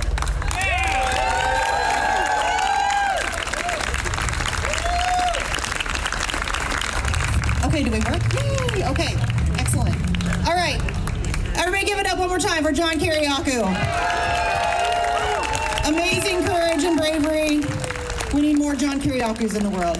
Okay, coming up next is yet another one of my favorite independent journalists, and this one is incredibly important to this cause because Kevin Gosztola has been on this case since day one, and in fact covered Chelsea Manning's case as well, and is one of the foremost journalists on all things whistleblowers and dissent. He's an American journalist, managing editor of Shadowproof. Please go follow, subscribe, share, all that good stuff. He also writes for The Dissenter. He's known for his work on whistleblowers, as I mentioned, and civil liberties cases, and has covered the court-martial of Chelsea Manning, the case of John Kiriakou, and the extradition of Julian Assange. Everybody give it up for Kevin Gosztola. All right, everyone. Quite the marathon of speakers, and now I'm up here to give you a recap of everything that you've already heard for the last 2 hours. No, you know, I made this trip regularly when Chelsea was on trial and she was going through her court-martial. I was one of like 5 journalists that was traveling, which was bizarre because there are quite a number of journalists that live in New York and DC, and they can make this trip fairly easily compared to what anybody who lives in Chicago or on the West Coast might have to go through in order to do this regularly. We've had quite a conversation, a really good dialogue today about journalism and the failure of journalism and what it means to be a journalist, and it's quite clear to all of us that Julian Assange is a journalist. And that's the focus of a book I've been working on for the last 8 to 10 months called Guilty of Journalism, that's coming out in February. And I've spent quite a long time trying to prepare a guidebook in the eventual possibility that we don't want to be a possibility that Julian Assange is here in the United States in 2023 or 2024. But that's why we're all here today. We are here to prevent it. And we're here today because Stella Assange organized this amazing show of support in London that far surpassed anything we could have imagined. Somewhere between 5,000 to 10,000 people potentially that came out in London, of all places. And then people around the world said, that's not going to be the only event And that was inspirational to me. That got me to buy an airline ticket and come out here to be part of this event, to join with you with this group.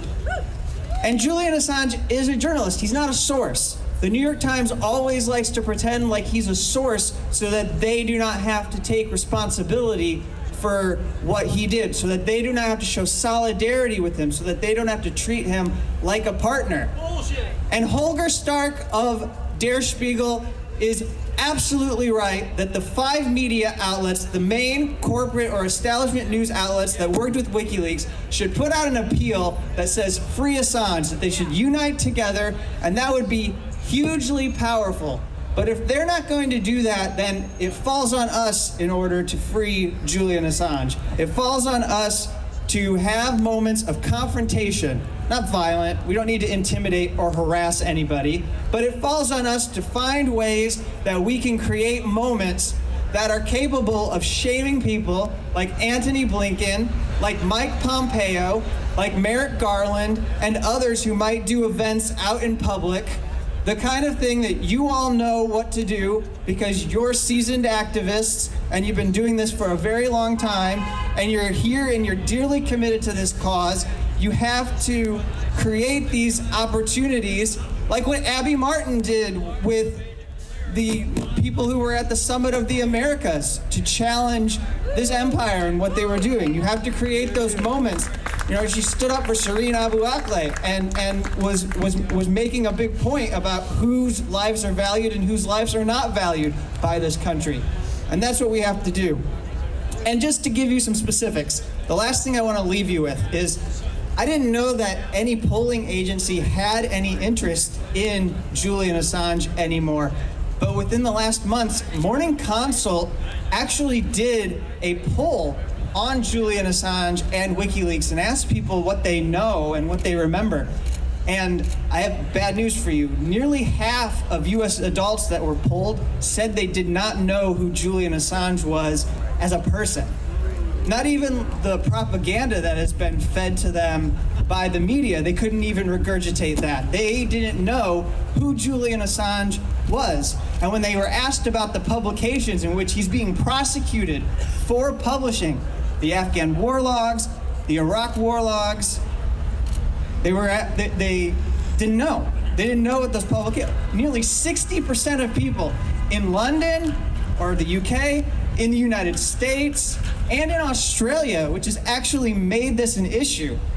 The Australians get a lot of credit because they've turned it into a political issue in which their politicians actually have to take sides. Well, that makes sense because he's an Australian citizen.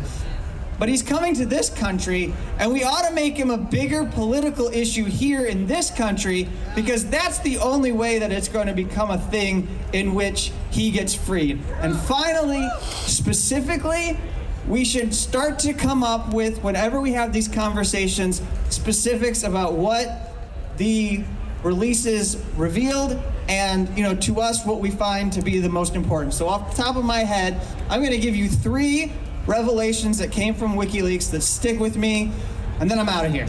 So, the fact that they were going to carve up the Arctic Circle between the powers of the world and take advantage of climate change and use that moment not to reverse it, but to go through and find more ways to extract the natural resources that would now be exposed because of the melting of the ice cap.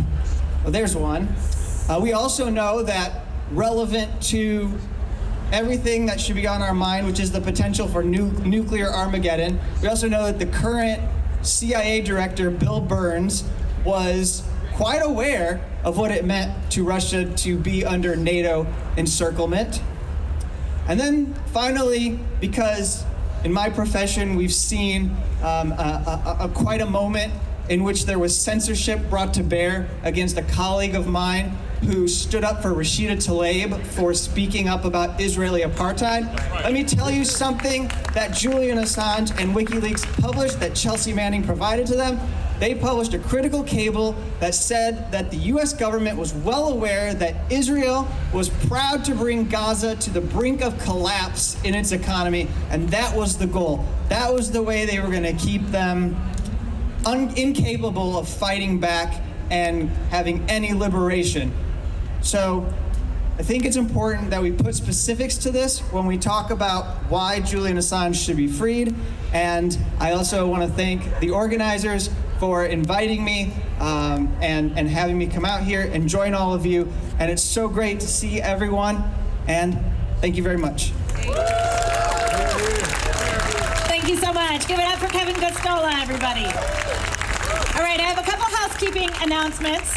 First of all, if you would like to get active and find out more information about Julian Assange's case, you can sign up over there at the information table with our New York for Assange representative, Marty. See the hands in the air. Please go sign up. Keep on top of this case because your tax dollars are funding these atrocities across this globe. They are responsible for what is happening to Julian Assange.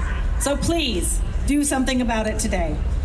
We also are having a little after party. Please welcome to join us over at Busboys and Poets at 4 to 6:30 at 450K.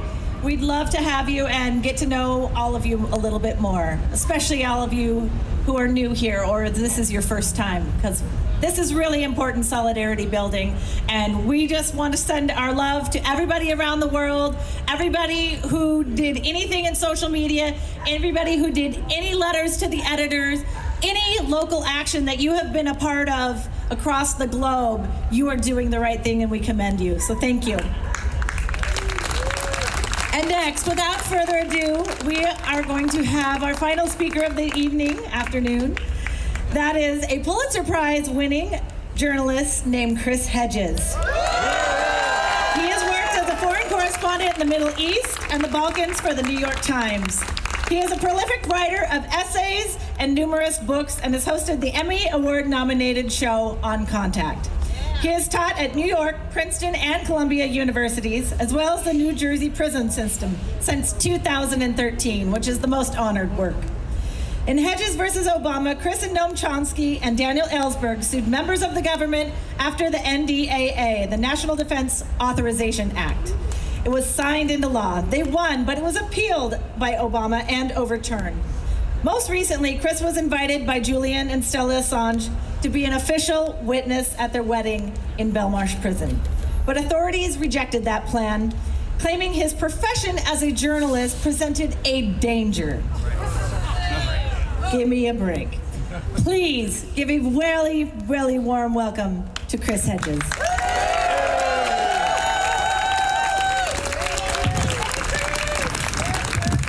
Thank you for coming. Merrick Garland and those who work in the Department of Justice are the puppets, not the puppet masters. They are the facade, the fiction, that the long-standing persecution of Julian Assange has something to do with justice. Like the High Court in London, they carry out an elaborate judicial pantomime. They debate arcane legal nuances to distract from the Dickensian farce where a man who has not committed a crime, who is not a U.S. citizen, can be extradited under the Espionage Act and sentenced to life in prison for the most courageous and consequential journalism of our generation. The engine driving the lynching of Julian is not here on Pennsylvania Avenue. It is in Langley, Virginia, located at a complex we will never be allowed to surround, the Central Intelligence Agency. It is driven by a secretive interstate, one where we do not count, in the mad pursuit of empire and ruthless exploitation. Because the machine of this modern Leviathan was exposed by Julian and WikiLeaks, the machine demands revenge. The United States has undergone a corporate coup d'etat in slow motion. It is no longer a functioning democracy. The real centers of power in the corporate, military, and national security sectors were humiliated and embarrassed by WikiLeaks. Their war crimes, lies, conspiracies to crush the democratic aspirations of the vulnerable and the poor, and rampant corruption here and around the globe were laid bare in troves of leaked documents. We cannot fight on behalf of Julian unless we are clear about who we are fighting against. It is far worse than a corrupt judiciary. The global billionaire class who have orchestrated a social inequality rivaled by pharaonic Egypt has internally seized all of the levers of power and made us the most spied upon, monitored, watched, and photographed population in human history. When the government watches you 24 hours a day, you cannot use the word liberty. This is the relationship between a master and a slave. Julian was long a target, of course. When WikiLeaks published the documents known as Vault 7, which exposed the hacking tools the CIA uses to monitor our phones, televisions, and even cars, he and journalism itself was condemned to crucifixion. The object is to shut down any investigation into the inner workings of power that might hold the ruling class accountable for its crimes, eradicate public opinion, and replace it with a cant fed to the mob. I spent 2 decades as a foreign correspondent on the outer reaches of empire in Latin America, Africa, the Middle East, and the Balkans. I am acutely aware of the savagery of empire, how the brutal tools of repression are first tested on those Franz Fanon called the wretched of the earth. Wholesale surveillance, torture, coups, black sites, black propaganda, militarized police, militarized drones, assassinations, wars. Once perfected on people of color overseas, these tools migrate back to the homeland. By hollowing out our country from the inside through deindustrialization, austerity, deregulation, wage stagnation, the abolition of unions, massive expenditures on war and intelligence, a refusal to address the climate emergency, and a virtual tax boycott for the richest individuals and corporations. These predators intend to keep us in bondage, victims of a corporate neo-feudalism, and they have perfected their instruments of Orwellian control. The tyranny imposed on others is now imposed on us. From its inception, the CIA carried out assassinations, coups, torture, and illegal spying and abuse, including on that of U.S. citizens. Activities exposed in 1975 by the Church Committee hearings in the Senate and the Pike Committee hearings in the House. All these crimes, especially after the attacks of 9/11, have returned with a vengeance. The CIA is a rogue and unaccountable paramilitary organization with its own armed units and drone program, death squads, and a vast archipelago of global black sites where kidnapped victims are tortured and disappear. The U.S. allocates a secret black budget of $50 billion a year to hide multiple types of clandestine projects carried out by the National Security Agency, the CIA, and other intelligence agencies, usually beyond the scrutiny of Congress. The CIA has a well-oiled apparatus to kidnap, torture, and assassinate targets around the globe, which is why, since it had already set up a system of 24-hour video surveillance of Julian in the Ecuadorian embassy in London, it quite naturally discussed kidnapping and assassinating him. That is its business.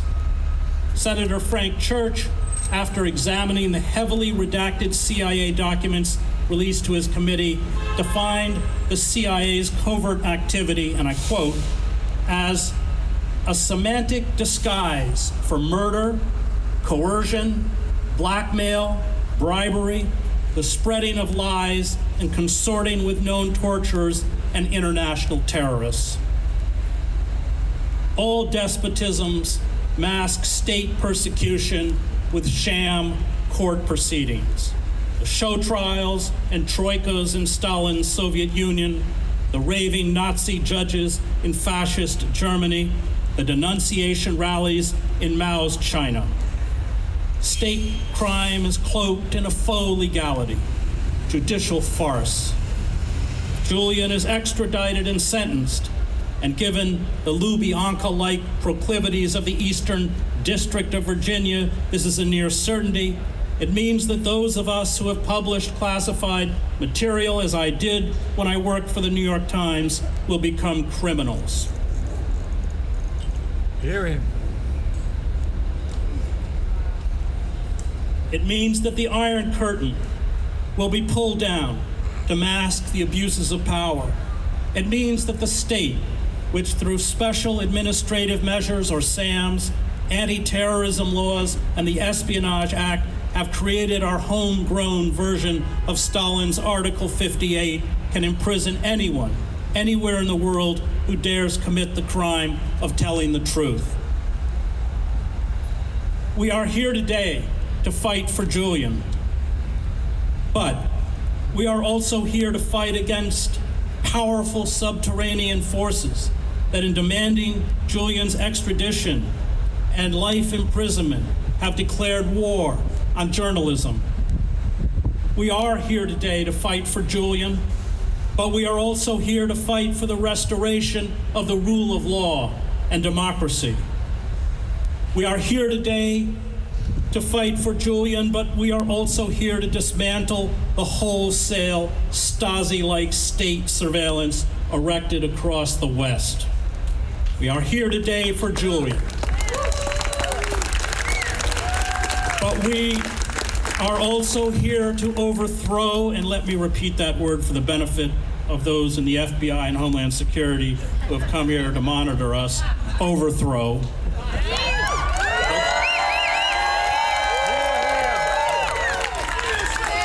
the corporate state and create a government of the people, by the people, and for the people that will cherish rather than persecute the best among us.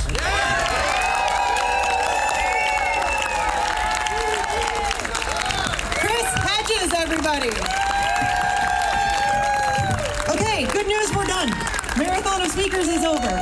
I want to thank you guys for coming out, for hanging out, for staying through so many speakers. Thank you to our speakers for coming. Busboys and Poets, 4 to 6:30. It's 450 K Street. Please come out, hang out. You can sign up for more information over there with our good friend Marty. And I also just want to thank everybody that helped organize. It was not just me. Everybody stop saying that. Bernadette and Marty and Suzanne and Paula and Amber and everybody that helped out. Couldn't have done it without them. Thank you guys for coming out. We really appreciate it. And if you're a media and you want to do any interviews with any of the speakers, please see Suzanne down at the press tent. Thank you guys for coming out. We really appreciate it. And free Assange. Free Assange.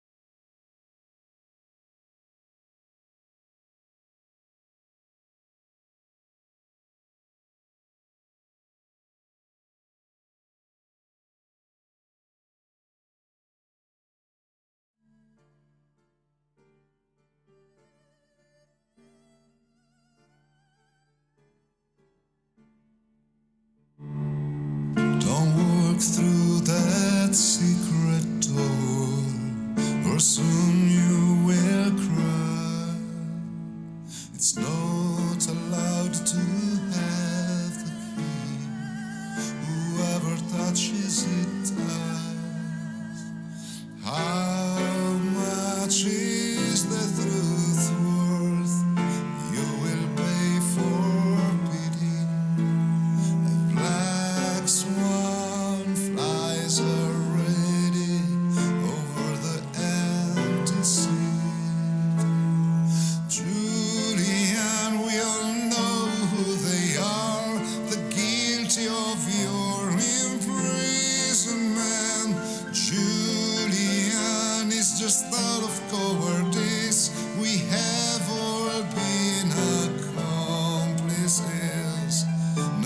nobody knows, nobody has to know what happens in the room. More secret than the deep state. Who can dare not pretend not to see? We will invoke censorship to silence those voices who ask what a lie is and what's reality.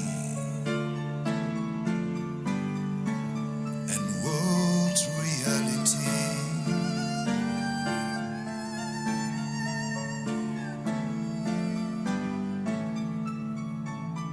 Julian, your fight for our freedom now knows its killer. Julian is just out of cowardice. Each was an accomplice. Do not hope to change the sentence. We've made our decision, and if anyone still opposes, great is our prison.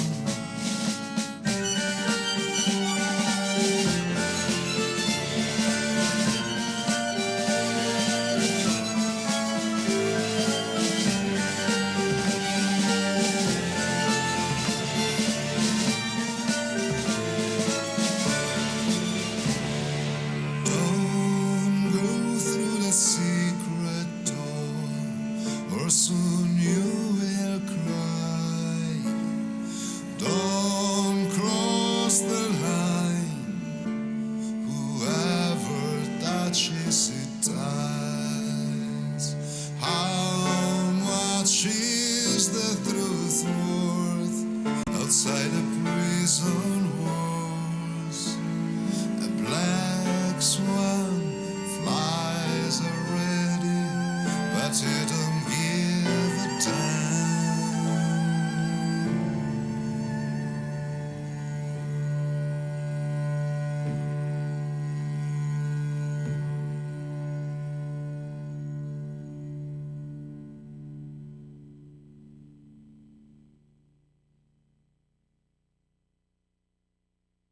I'm here in Topanga Canyon in LA.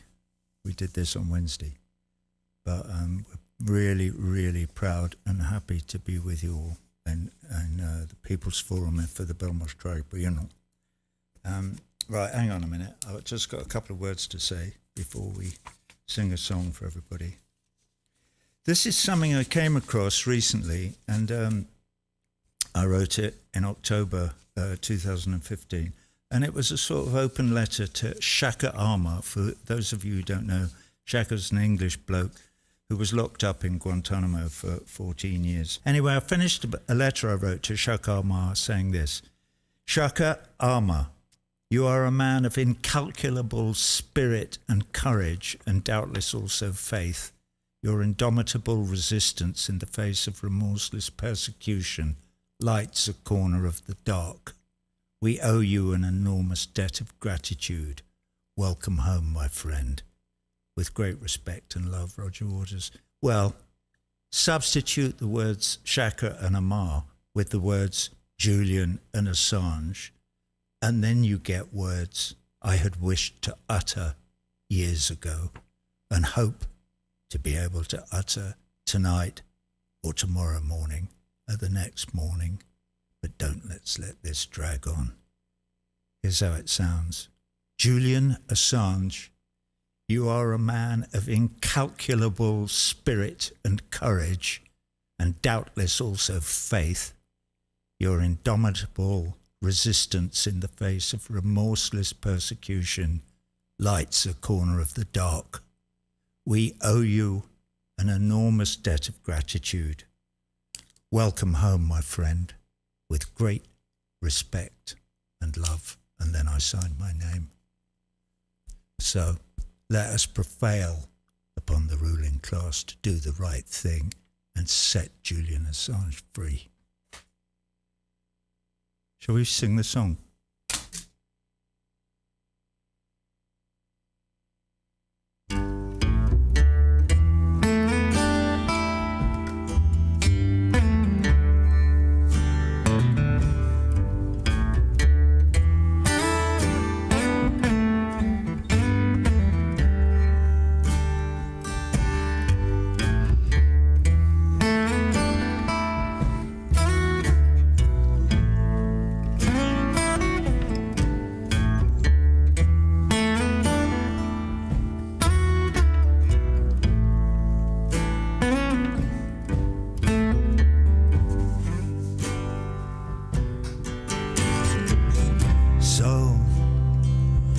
So you think you can tell heaven from hell, and blue skies from pain? Can you tell a green field from a cold steel ray? A smile from a veil. Do you think you can tell? Did they get you to trade your heroes for ghosts? Hot ashes for trees, and hot air for a cool breeze, cold comfort for change. And did you exchange a walk-on part in the war for a lead role in a cage?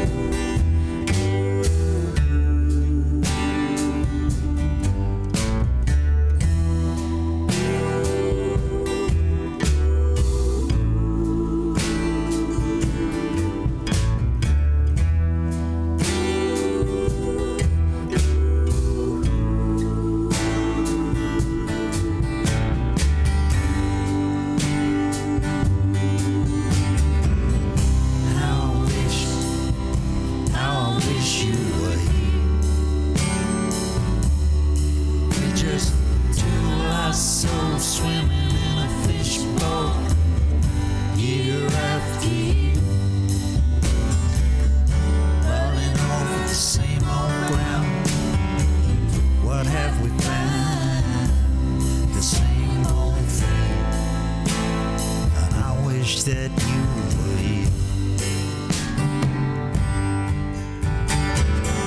Oh, I wish you were here. I wish you were here. Running over the same old ground. What have we found? The same old thing. And I wish that you would hear.